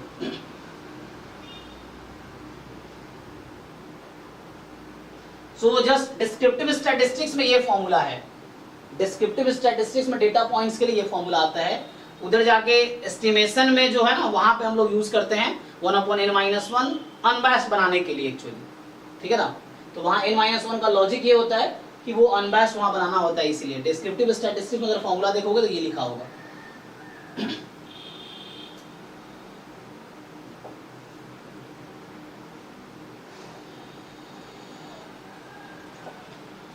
तो 19 क्या कह रहा है, देखो कि x1 x2 xn independent identically distributed random variable है, पीडीएफ है। तो यहाँ तक वो समझ आ गया होगा कि x जो है ये क्या हो गया, एक्सपोनेंशियल, एक मिनट इसको हटाओ।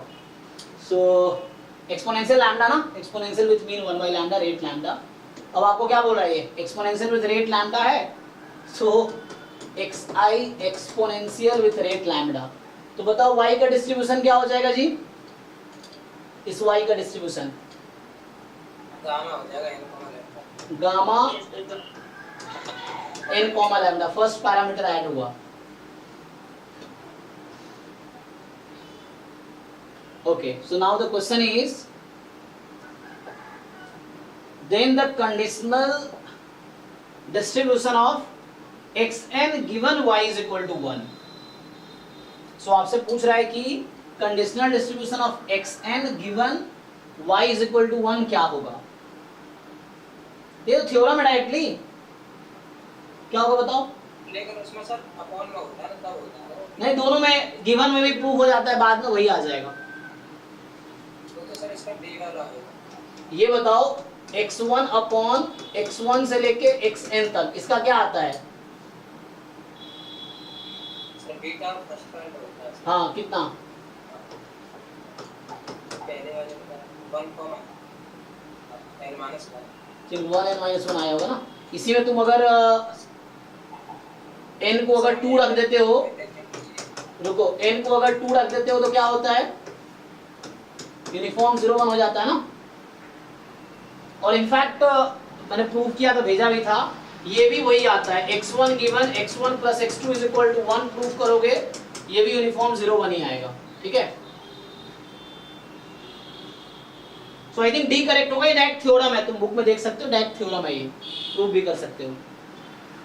सो कंडीशनल में भी यही आंसर आएगा, even if you find x1 given x1 x2 xn so is equal to 1 will have this distribution, beta first kind होगा 1, n माइनस। एक बार चेक कर दो, किसी कंफ्यूजन है तो बताओ।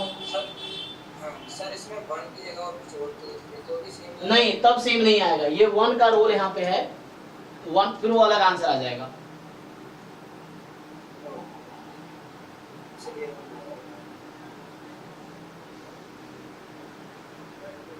तो जस्ट थ्योरम है, तुम एक बार बुक को एक्सप्लोर करो, वहां तुम्हें मिल जाएगा, ये थ्योरम को क्वेश्चन बनाया है।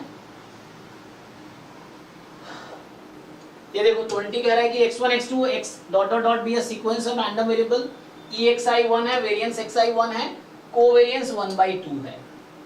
तो मतलब चूंकि वेरिएंस 1 है तो कोरिलेशन भी हाफ ही हो जाएगा ना, तो यहां से अगर तुम लिखोगे सो रो एक्चुअली हाफ ही रहेगा, क्योंकि upon covariance upon root variance करते हैं ना, तो वेरिएंस तो 1 ही है। And sequence of random variable है, सीक्वेंस है, तो इसने रैंडम सैंपल नहीं बोला ना, तो IID नहीं होगा, ठीक है ना, क्योंकि ऐसे भी तुम्हें दिख रहा है कोवेरिएंस नॉन जीरो है, तो इंडिपेंडेंट तो नहीं होगा। तो ठीक है, अब z आपके पास क्या दे दिया, 1/n समेशन xi, मतलब this zn is nothing but x बार, ये जो zn है वो x बार है एक्चुअली। सो पूछ रहा है कि variance of zn when n tends to infinity क्या आएगा, बताओ भाई। सो वेरिएंस ऑफ zn अगर निकालोगे, मतलब ये पूछ रहा है variance of x bar limit n tends to infinity, this is not difficult, क्या आंसर आएगा बताओ क्विकली। सर हमने किया था, मेरा 1/4 आ था। बाकी लोग, भाई किसी का आंसर आया है?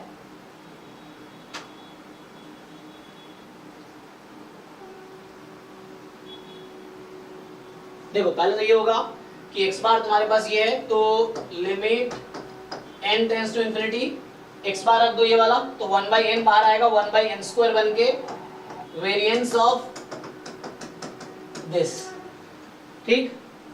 अब ठीक से देखो यहाँ पे, तो जब इसको ऐड करोगे तो क्या होगा यहाँ पे, ये इसको उस तरफ सॉल्व करता हूँ, हालांकि आसान क्वेश्चन है, तो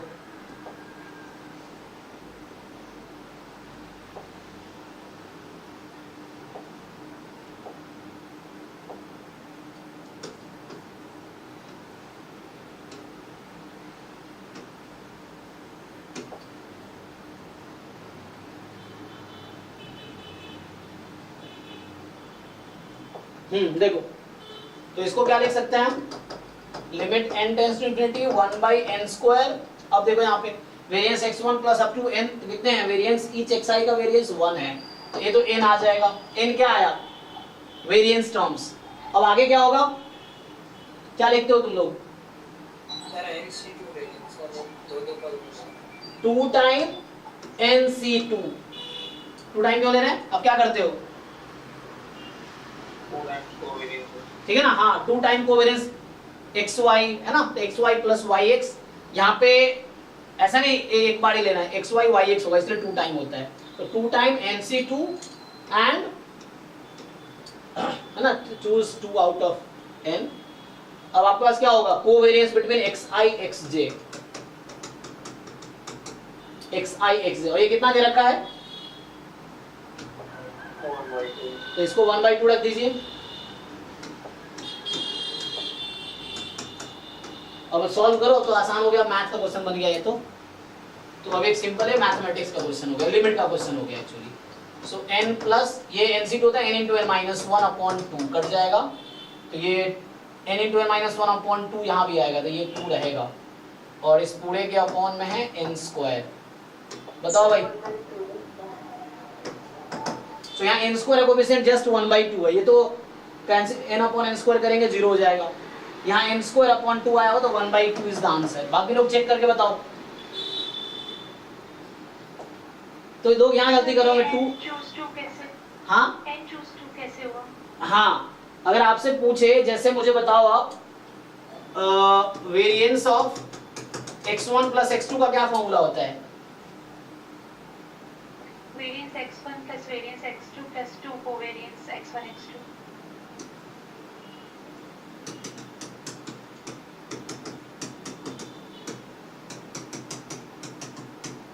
ठीक है, तो यहाँ पे 2 में से आप कितना चूज करोगे, 2C2, तो ये 2 के इनटू में यहाँ पे क्या है बीच में, कौन सा नंबर है, 1, तो ये 1 क्या है, 2C2, यहाँ मैंने क्या लिया है, NC2 लिया था ना, तो यहाँ n नंबर्स थे, चलो ठीक है, सो ये 2C2, नहीं थोड़े और एक्सपेरिमेंट करते हैं। सो अब मुझे बताओ इसका variance of x1 plus x2 plus x3 ये कितना होगा, variance x1 plus variance x2 plus variance x3 plus 2 covariance x1 x2 x1 x2 plus then x2 x3 plus then x3 x1 so कितने three कितने times- terms आए, 3 times 2 into 3 क्योंकि मैं मान रहा हूँ कि सबका जैसे क्वेश्चन में था कि सबका वेरिएंस इक्वल है और एनी 2 के बीच कोवेरिएंस इक्वल है ना, xi xj के बीच इक्वल, तो कितने टर्म्स आए 3, ये 3 क्यों आया, 3 choose 2 3C2 ये 3 है, यहाँ ये 1 जो बीच में आया ये है, ऐसे 4 के लिए लिखोगे तो आएगा यहाँ पे 4C2, 6 टर्म्स, वो 6 टर्म कौन से हैं, x1 x2 x1 x3 x1 x4 x2 x3 x2 x4 x3 x4, 6 term आ गए इस तरह से। तो यहाँ हुआ क्या है, NC2 क्यों आया, क्योंकि हम लेंगे variance covariance x1 x2 x1 x3 x1 x4, सो n चूज 2, NCR का मतलब क्या है, n ऑब्जेक्ट है, 2 चूज करना है without replacement, and repetition allowed नहीं है, मतलब और डिस्टिंक्ट चूज करते हैं, तो ये 2 टाइम इसलिए आया क्योंकि 2 हर बार आता है, तो जस्ट NC2 लेना था, या मैनुअली भी काउंट कर सकते हो।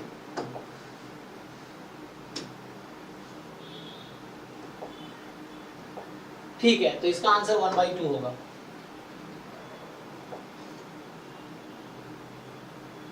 तो 21 कह रहा है कि आपके पास कि suppose probability of A given B 0.4 है, A complement given B complement 0.6 है, सो A गिवन B 0.4 है, A complement given B complement 0.6 है, then 2 equation are sufficient to find, हाँ तो सॉल्व करो इसको, तो इसको अगर मैं ब्रेक करूं तो ये तो हो जाएगा ये 1 minus probability of A given B complement,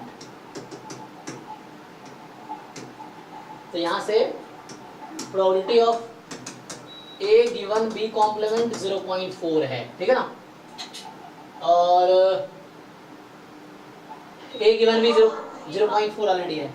mic किसका ऑन है, संजय आपका माइक ऑन है, तो यहाँ से अगर आप ठीक से लिखो, so probability of A intersection B complement upon probability of B complement is 0.4, यहाँ से क्या आ जाएगा, न्यूमरेटर क्या है, probability of A minus probability of A intersection B upon 1 minus probability of B is equal to 0.4, और इसको तुम अगर ब्रेक करते तो ये बनता probability of A intersection B upon B is 0.4, ठीक है, तो इंटरसेक्शन आ जाएगा B के टर्म में, तो यहाँ से A इंटरसेक्शन B निकाल सकते हो 0.4 टाइम, इसको फर्दर सॉल्व करो, तो मैं दूसरे पेज पे सॉल्व करूँ तो इससे आ जाएगा आपका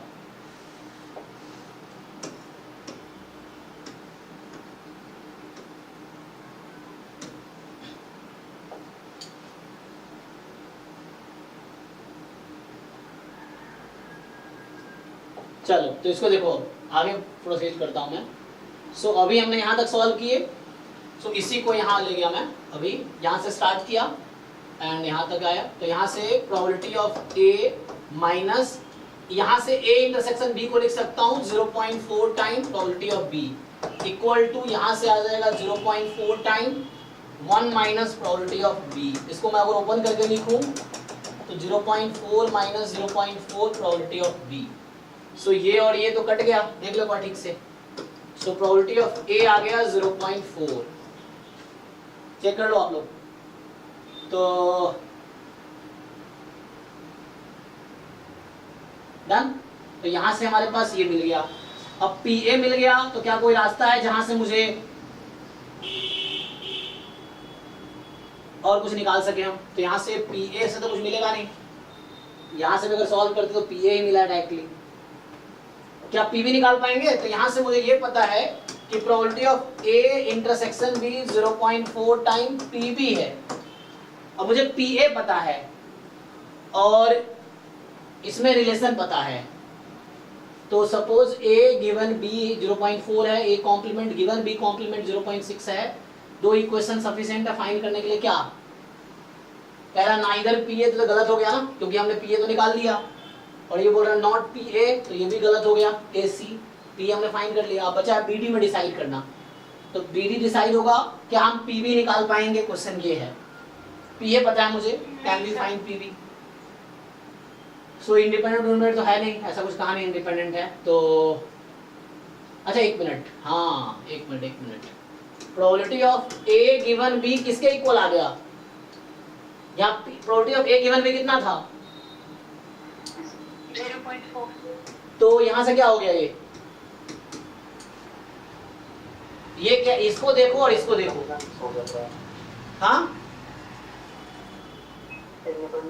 हाँ, so A and B are independent. ये इफ एंड ओनली इफ होता है, डेफिनेशन है ये इंडिपेंडेंस का, ये भी डेफिनेशन है।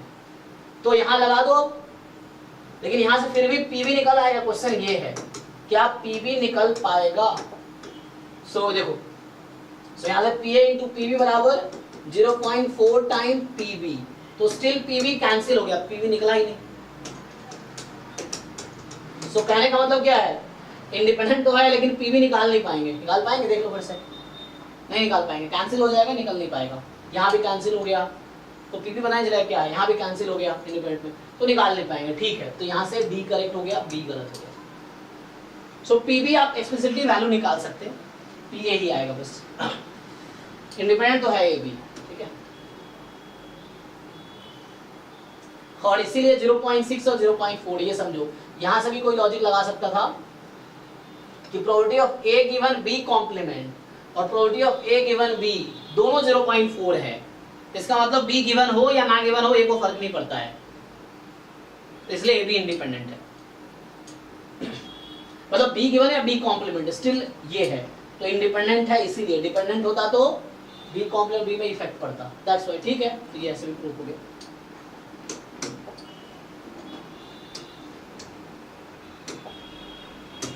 चलो आगे देखो। सो नेक्स्ट जो हमारे पास है 22 कह रहा है कि x1 x2 xn independent identically distributed normal with mean. Okay, तो जो xi's है वो नॉर्मल 0 सिग्मा स्क्वायर है और IID है, ठीक है।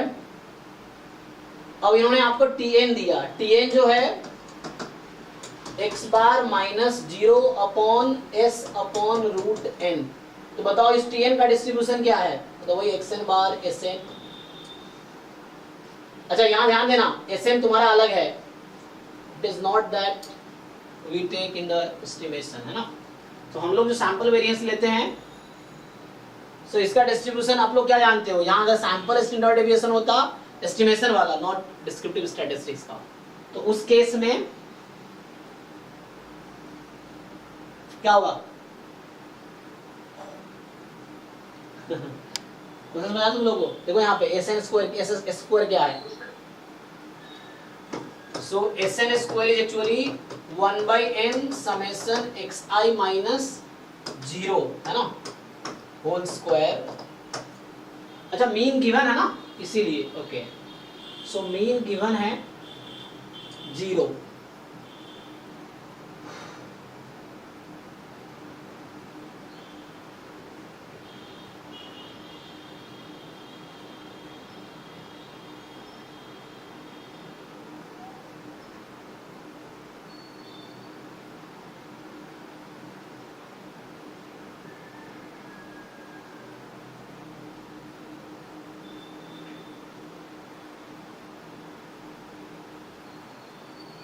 तो बताओ क्वेश्चन ये है कि Tn का डिस्ट्रीब्यूशन क्या है?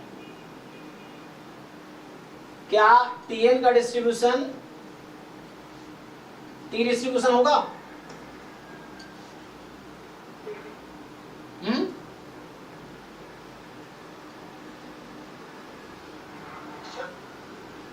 हाँ,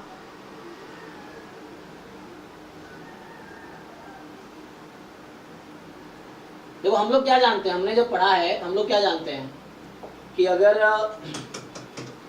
x1 x2 xn मान लो IID normal mu sigma square है एंड सो IID है ना, तो x बार तो हम लोग लिखते हैं 1/n समेशन xi एंड जो s स्क्वायर लिखते हैं वो 1/n minus 1 summation xi minus x bar whole square, ये होता है जब म्यू अननोन है यहाँ पे लेवल, है ना। तो उस केस में हम ये तो ये जानते हैं n-1 s square by sigma square, this is chi square n-1, और एक आप जानते हैं जो वहाँ लिखा हुआ है x बार माइनस म्यू और s अपॉन रूट n, इसका डिस्ट्रीब्यूशन क्या आता है Tn-1। ओके, सो s ध्यान दो, जो यहाँ s है वो वहाँ क्वेश्चन में नहीं है, तो Tn-1 तो नहीं होगा, ठीक है ना। तो डिस्ट्रीब्यूशन यहाँ जो है, सो ये तो पक्का आउट होगा। अब बाकी सोचना है a और c के बारे में, क्योंकि यहाँ s स्क्वायर ये है आपका, यहाँ भी म्यू है x बार की जगह। सो चलो इसको बनाते हैं, देखो तो इसको थोड़ा सा चेंज करते हैं। तो यहाँ से बताओ मुझे, अगर आपसे मैं पूछूं कि n स्क्वायर क्रॉस मल्टीप्लाई कर रहा हूं अपॉन सिग्मा स्क्वायर, तो क्या बनाएगा ये, क्रॉस मल्टीप्लाई कर रहा हूं, देखो n स्क्वायर, तो summation xn minus 0 upon sigma whole square, इसका डिस्ट्रीब्यूशन कितना है, n square upon sigma square का डिस्ट्रीब्यूशन कितना है बताओ, ये xi सॉरी, हाँ देखो यहाँ से xi minus 0 upon sigma whole square, तो ये नॉर्मल 0 1 है, स्क्वायर काई स्क्वायर 1, सम किया काई स्क्वायर n, तो ये काई स्क्वायर n है। तो Sn जब लिख रहा हूं मैं इसकी बात कर रहा हूं। अब इसको ठीक से ट्रांसफॉर्म करो, तो ट्रांसफॉर्म कर सकते हो तुम लोग, क्या कर सकते हो इसको, ये x बार माइनस 0 है अपॉन सिग्मा कर देते हैं, तो देखो इसको उधर मैं सॉल्व करता हूं। तो क्वेश्चन में जो Tn है एक्चुअली ये है, क्वेश्चन में Tn है x bar minus 0 Sn upon root n, यही क्वेश्चन में लिखा हुआ है, देख लो। तो इसको मैं कर रहा हूं x bar minus 0 upon sigma root under, तो यहाँ सिग्मा स्क्वायर और Sn स्क्वायर, कितना एक्स्ट्रा लिख रहा हूं मैं, एक तो सिग्मा डिवाइड किया बैलेंस कर दिया, एक रूट n बचा है, सो अपॉन n कर देता हूं। तो मुझे थोड़ा सा वो चाहिए ना, तो x बार माइनस सिग्मा, यहाँ क्या होना चाहिए था, नॉर्मल 0 1 होने के लिए सिग्मा अपॉन रूट n, तो ये n यहाँ आ जाएगा, चेक कर लो।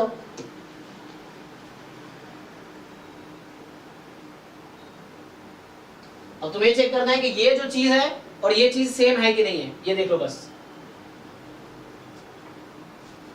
हाँ या ना, तुम्हें ये बताना है।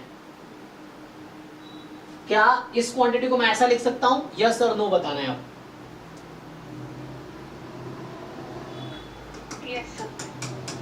तो ये नॉर्मल 0 1, इसका डिस्ट्रीब्यूशन है chi square n upon n, and we know that in the normal sample x bar n Sn are independent to each other, ठीक है।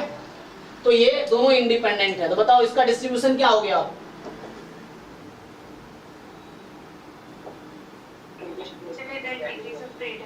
Tn हो गया एक्चुअली। तो आंसर इज ए ऑप्शन।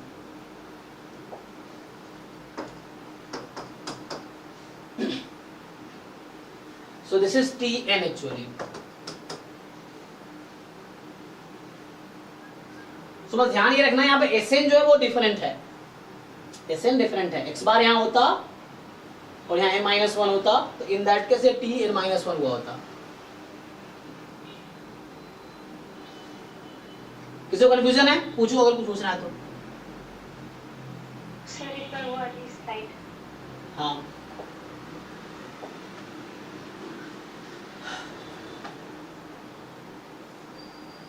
यहाँ जो Sn स्क्वायर था वो ये था, तो हमने क्या किया n Sn square upon sigma square, तो इसको मैं ठीक से लिख रहा हूं,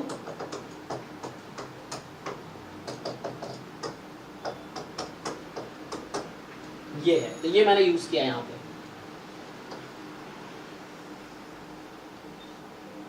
ओके सर। चलो तो आगे बात करते हैं।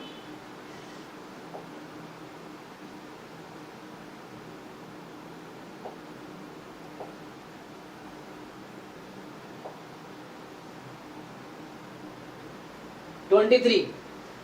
सो 23 कह रहा है कि consider the matrix x minus Y Y X, जहां X Y independent standard normal random variable है। अच्छा, दोनों नॉर्मल 0 1 नॉर्मल 0 1 है और इंडिपेंडेंट भी है, मतलब x y are IID normal 0 1।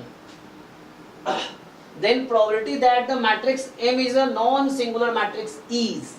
तो बताओ भाई, डिटर्मिनेंट M नॉन जीरो होना चाहिए। डिटर्मिनेंट नॉन जीरो क्या मतलब है? डिटर्मिनेंट निकालो इसका M का, क्या आएगा? x square plus y square. X square plus y square is non zero. तो इसका कॉम्प्लीमेंट क्या है? 1 माइनस क्या हो जाएगा? x square plus y square is 0। X square plus y square 0। ये कौन सा कर्व है? सही क्या हो जाएगा?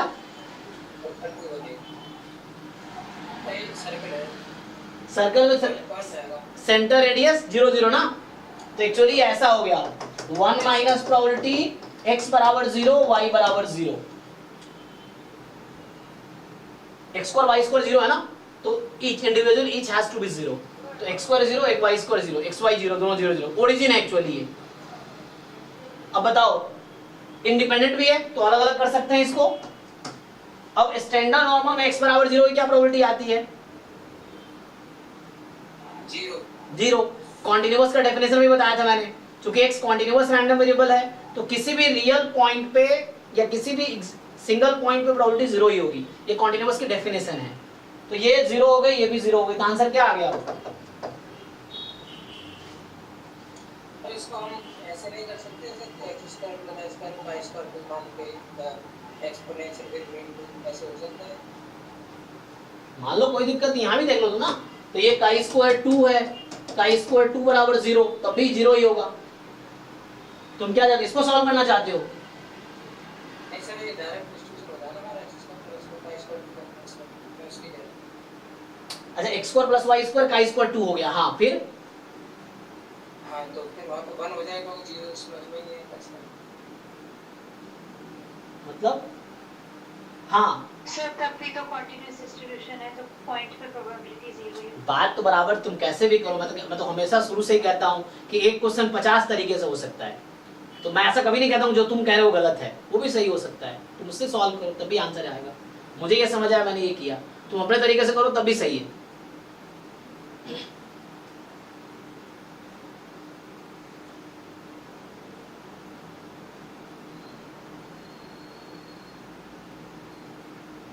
तुम यहाँ से ऐसे सोच लो ना कि x square plus y square 0 नहीं है, तो x square plus y square positive होगा, क्योंकि नेगेटिव तो हो नहीं सकता ये। तुम ये कह रहे हो शायद, तो नेगेटिव तो हो नहीं सकता, तो पॉजिटिव होगा। और ये काई स्क्वायर 2 है, तो x square plus y square का नाम z रख दो या w रख दो, और w इज काई स्क्वायर 2, और काई स्क्वायर 2 पॉजिटिव होने का मतलब पूरा सैंपल स्पेस आ गया, तो 1 हो गया। ये भी ठीक है, तो उधर नहीं जाना। तो डिपेंड्स हाउ वी थिंक। जरूरी है कि कोई एक रास्ता दिखे आपको। तो मुझे जैसे ये रास्ता दिखा, मैंने यहाँ सॉल्व कर दिया। आपको ये दिख रहा है, इससे करो। किसी को तीसरा तरीका दिख रहा होगा, वो भी सही है।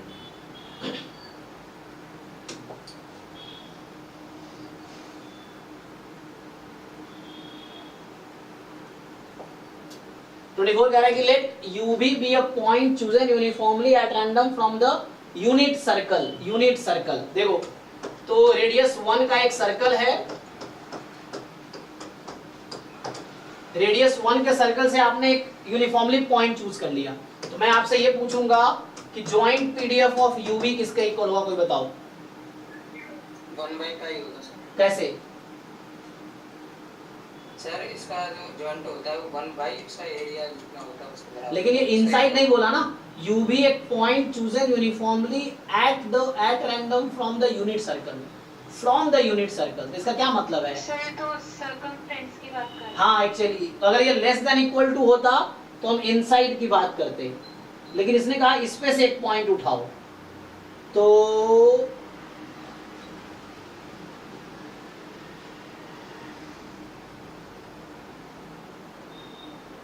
हाँ तो यहाँ पे एक्चुअली ये है,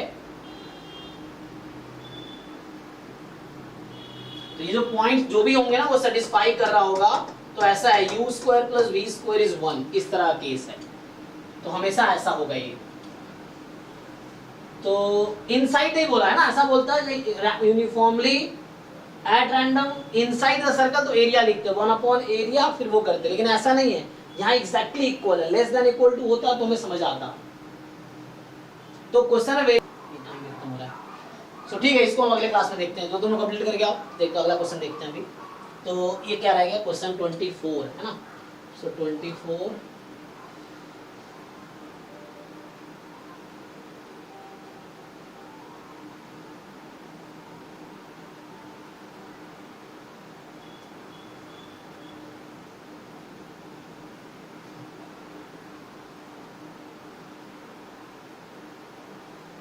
रुको इसको मैं लिख लेता हूँ। सो क्वेश्चन 24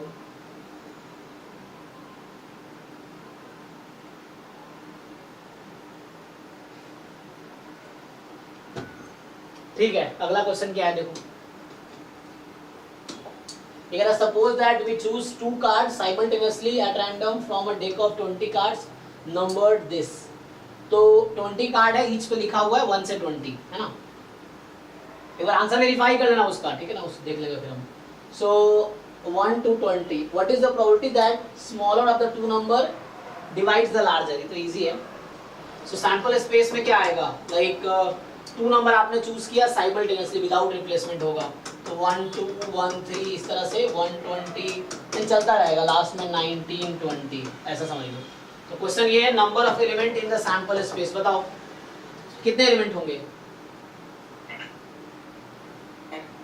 देखो 2 कार्ड सेलेक्ट कर रहे हैं 20 में से, कितना होगा 46 होगा सर। कैसे,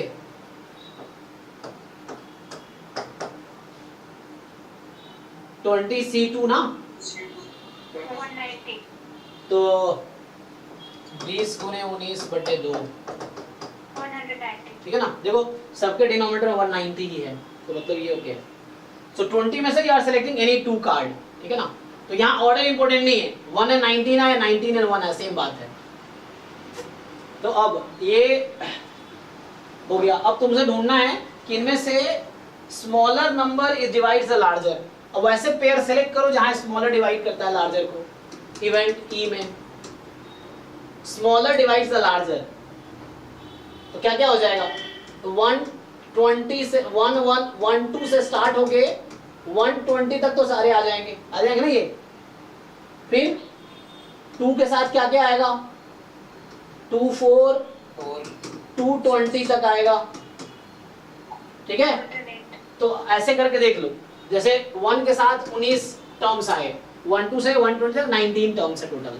2 के साथ कितने आए होंगे टर्म्स, 9। फिर 3 के साथ कितने आएंगे, 3 6, क्योंकि सेम नहीं आ सकता ना, 3 3 नहीं आएगा, 3 6 से रहे कितना तक, 3 18 तक, सो 3 2 जा 6 और 3 6 जा 18, तो 2 से 6 तक 5 नंबर है, 5। फिर 4 के साथ क्या होगा, 4 8 कितना तक, 4 16 तक, 420 भी तो हो जाएगा, 420 तक। तो 4 दूने 8 और 4 पंचे 20, तो 4 नंबर आए है ना, तो 4 ही हो गया। फिर 5 के साथ कितने आएंगे, 5 10 5 20, और कुछ होगा, ओ 5 15 5 10 5 15 5 20, और कुछ होगा, 3 ये आगे। अब अगला 6 के साथ 10 18 6 12 और 6 18 कितने हो गए 2। आगे 7 के साथ एक ही, आगे एक एक ही आएगा, तो 7 के साथ एक आएगा, 8 के साथ एक आएगा, 9 के साथ एक आएगा और 10 के साथ एक आएगा, 11 के साथ 0। आगे सब 0 हो जाएंगे। ऐड कर लो इतने, कितना आ गया, ये इतना कर दिया ना, ये 1 था ना, 7 8 9 10, हाँ तो ये ऐड कर लो पूरे, कितने हो गए 46 हो रहे हैं सर, 46। तो ये 46 ये आ जाएगा फिर।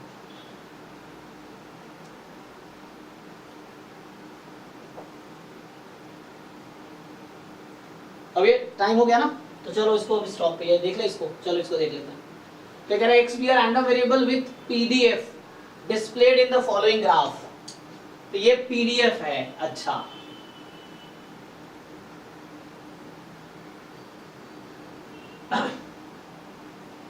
ठीक है ना, पीडीएफ दे दिया तुम्हें। पूछ क्या रहा है, match the following random variable with their respective PDF, match the following random variable with their respective PDF. क्या पूछना चाह रहा है, ये एक्स का, ये एक्स है और ये पीडीएफ है, ग्राफ एक्स वर्सेस पीडीएफ है, तो इधर एक्स है ये और इधर ये जो हमारा एफ एक्स है, पीडीएफ है। सो समझ आया सबको, और ये ओरिजिन यहाँ पे है, तो ये एक्सिस है एक्चुअली। तो इस बारे में सिमेट्रिक, हालांकि ग्राफ मैंने वैसे बनाया कि तुम्हें थोड़ा वैसा फिगर बनाया कि लग रहा है वैसा है, सिमेट्रिक है, ठीक है। तो 0 0 ये सिमेट्रिक अबाउट क्या है भाई, पूछ रेस्पेक्टिव पीडीएफ्स। अच्छा आगे भी है क्या, कुछ आगे भी है ना, वही मैं सोच रहा हूँ क्या है आगे। तो यहाँ से तुम देख के बताओ EX कितना आएगा, what is the mean of X। Figure से क्या पता चला, मीन कितना है, 0 होगा।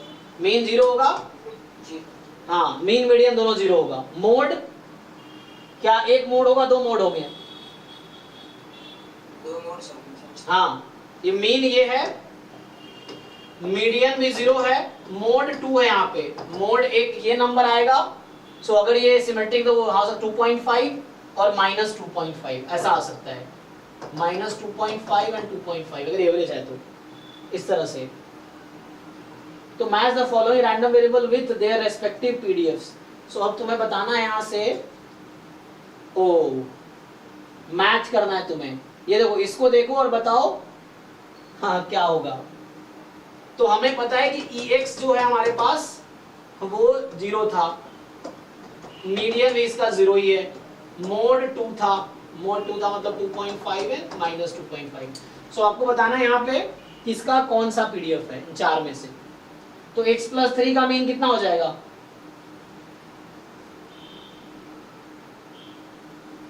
x+3 x-3 बोलो, 3 हाँ और एक का -3 होगा मीन।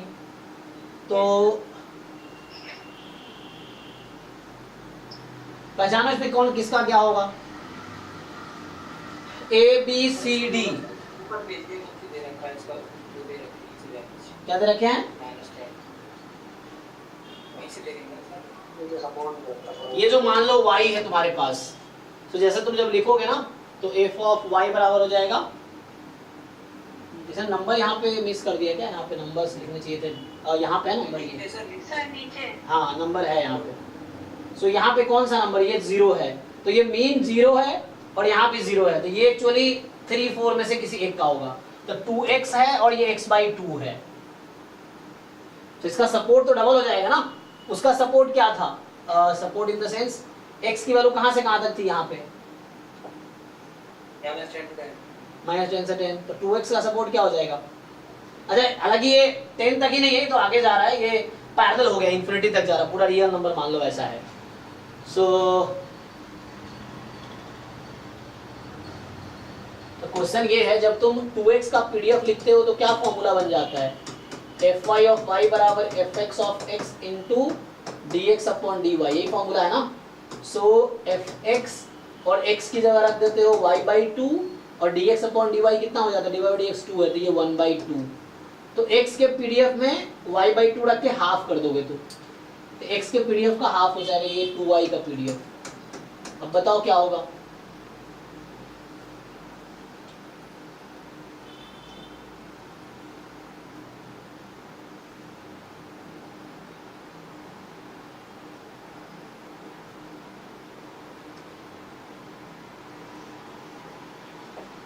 पहचानो भाई इसमें किसका क्या है, तो वही देखना है कि क्या होगा उसके चेंज करने से। देखो यहाँ पे देखो, जैसे बीच में 3 है तो इसका मीन तो 3 आ गया, इसका मीन कितना है -3 आ गया। तो डायरेक्टली डिसाइड कर सकते हो तुम यहाँ से, इसका मीन कितना है 3 और इसका मीन कितना है -3। तो क्या समझ आया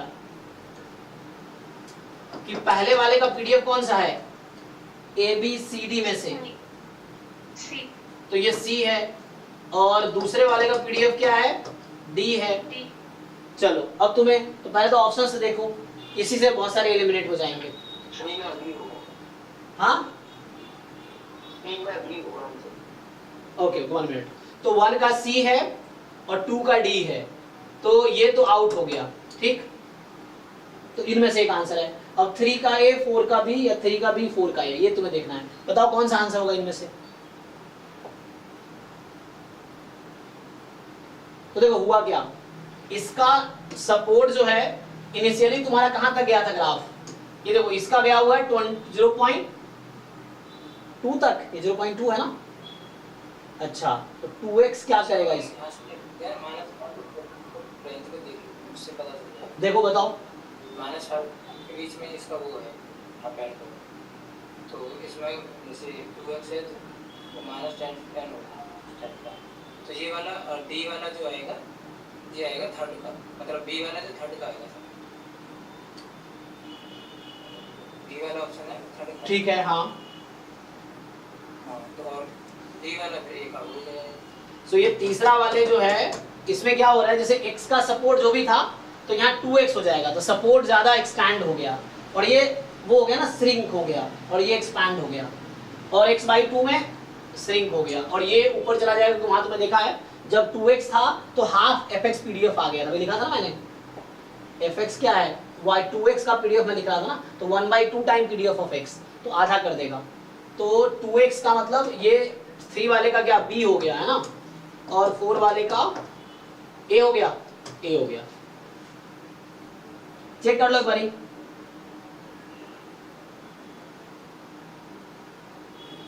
है ना। तो ये 0.1 पे आ गया, हाफ किया तो, और ये 0.4 पे चला गया, ठीक है ना। क्योंकि जब इसका पीडीएफ लिखोगे, मान लो ये y है, तो जब तुम इसका पीडीएफ लिख रहे होगे ना, तो ये होगा fx of x dx upon dy ना, सो dx अपॉन dy। तो ये dx अपॉन dy यहाँ से निकालोगे तो 2 आ जाएगा, तो 2 टाइम fx ऑफ 2y। तो ये पीडीएफ को डबल कर देगा। तो इसका पीडीएफ का रेंज इनिशियली क्या है 0 से 0.2 तक, डबल कर देगा 0 से 0.4 तक। तो इसका पीडीएफ जो है 0.4 तक जाएगा। ये जो fy ऑफ y है ये 0.2 तक जा रहा है, 2 टाइम कर दिया 0.4 तक जाएगा, ये 0.4 जा रहा है। सो इसीलिए इसका ये है और इस वाले का ये है। 2x में हाफ हो रहा था 0.1 हो गया, डन, ठीक है। चलो तो ये स्टॉप करते हुए अगला बैच है। तो बाकी आप ट्राई करके आओ। तो हमने कौन सा एक और देख लीजिए लास्ट, आज को ट्राई करके आओ, एक क्लास और इस पे होगी अभी, आज लास्ट क्लास नहीं है, ठीक है ना। इसको कंप्लीट करके आओ पूरा। सर कर लिए थे सर। तो क्या डाउट है इसमें? सर जो पीडीएफ वाला दे रखा उसमें ये 30 नंबर, हाँ यस सर। सफिशिएंट है जो हम फैक्टराइजेशन थ्योरम लगा देते हैं उससे होगा कैसे लगा। थीटा 0 है तो ये है, थीटा 1 है तो ये है। अज्यूम करो कि x1 x2 xn क्या है, IID है, तो कौन सा सफिशिएंट स्टैटिस्टिक्स होगा थीटा के लिए?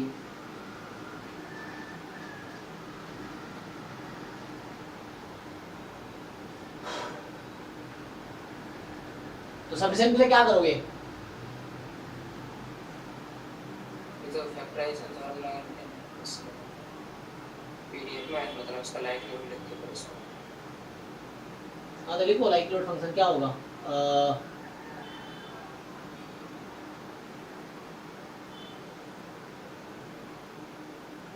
So x1 is to xn IID है from density this. So which of the following is sufficient statistics? तो तुम्हें sufficient थीटा के लिए बताना है कि थीटा के लिए कौन सा sufficient होगा.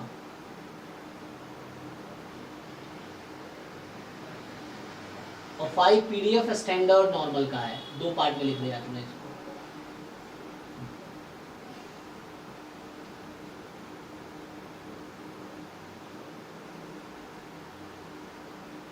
तो लगाओ फैक्टराइजेशन थ्योरम लगा सकते हो या डेफिनेशन से क्या होगा. और तो 2 पार्ट में दिया. थीटा 0 है तो तुम्हारा ये PDF कंसीडर करना है, और जब थीटा 1 है तो ये PDF कंसीडर करोगे. And then which of the following is sufficient for theta. So सोचना पड़ेगा. कोई नहीं, इसको ट्राई करके अभी ट्राई करो, अगले क्लास में फिर डाउट डिस्कस करेंगे. तो अभी कब क्लास है आपकी? अब नेक्स्ट. बाकी भी तुम कर सकते हो ट्राई जब तक. सो ठीक है. तो बाकी अभी तुम्हारा आज थर्सडे है ना, अगली क्लास का ट्यूसडे को है. आज फ्राइडे है, सॉरी हाँ फ्राइडे है ना, तो अगली क्लास तुम्हारी ट्यूसडे को है. तो उसको कंप्लीट करके आओ. ये 2024 काम कर रहा है. पीएसए मतलब 2023 पीवाईक्यू किया ना. अभी इसके डाउट्स नेक्स्ट क्लास में होगा. अभी इसका डाउट होगा, फिर आप 2022 का फिर हम लोग सॉल्व करेंगे. इसको कंप्लीट करके आओ क्योंकि 8 बज चुके हैं. अभी नेक्स्ट क्लास भी है तो लेट हो जाएगा. कुछ सॉल्व करने लगूंगा 10-20 मिनट ऐसे चला जाएगा. तो इसको नेक्स्ट क्लास में डिस्कस करते हैं. तो बाकी जो डाउट है वो कलेक्ट करके रखो, सॉल्व होगा ही आज न कल, होना ही है. और बाकी पेपर्स भी करते जाओ. ये वेट मत करो मैं जो कराऊंगा तब करोगे, तुम खुद कंप्लीट करो. 23, 22, 21 जितने पेपर अवेलेबल है पीवाईक्यूज वेबसाइट पे सारे कंप्लीट करो एंड देन डिस्कस करो मेरे साथ. ठीक है. तो अभी आज ही स्टॉप करता हूँ, अभी नेक्स्ट बैच की क्लास है. तो ISI वाले बच्चे लीव कर दो अभी, है ना. Thank you.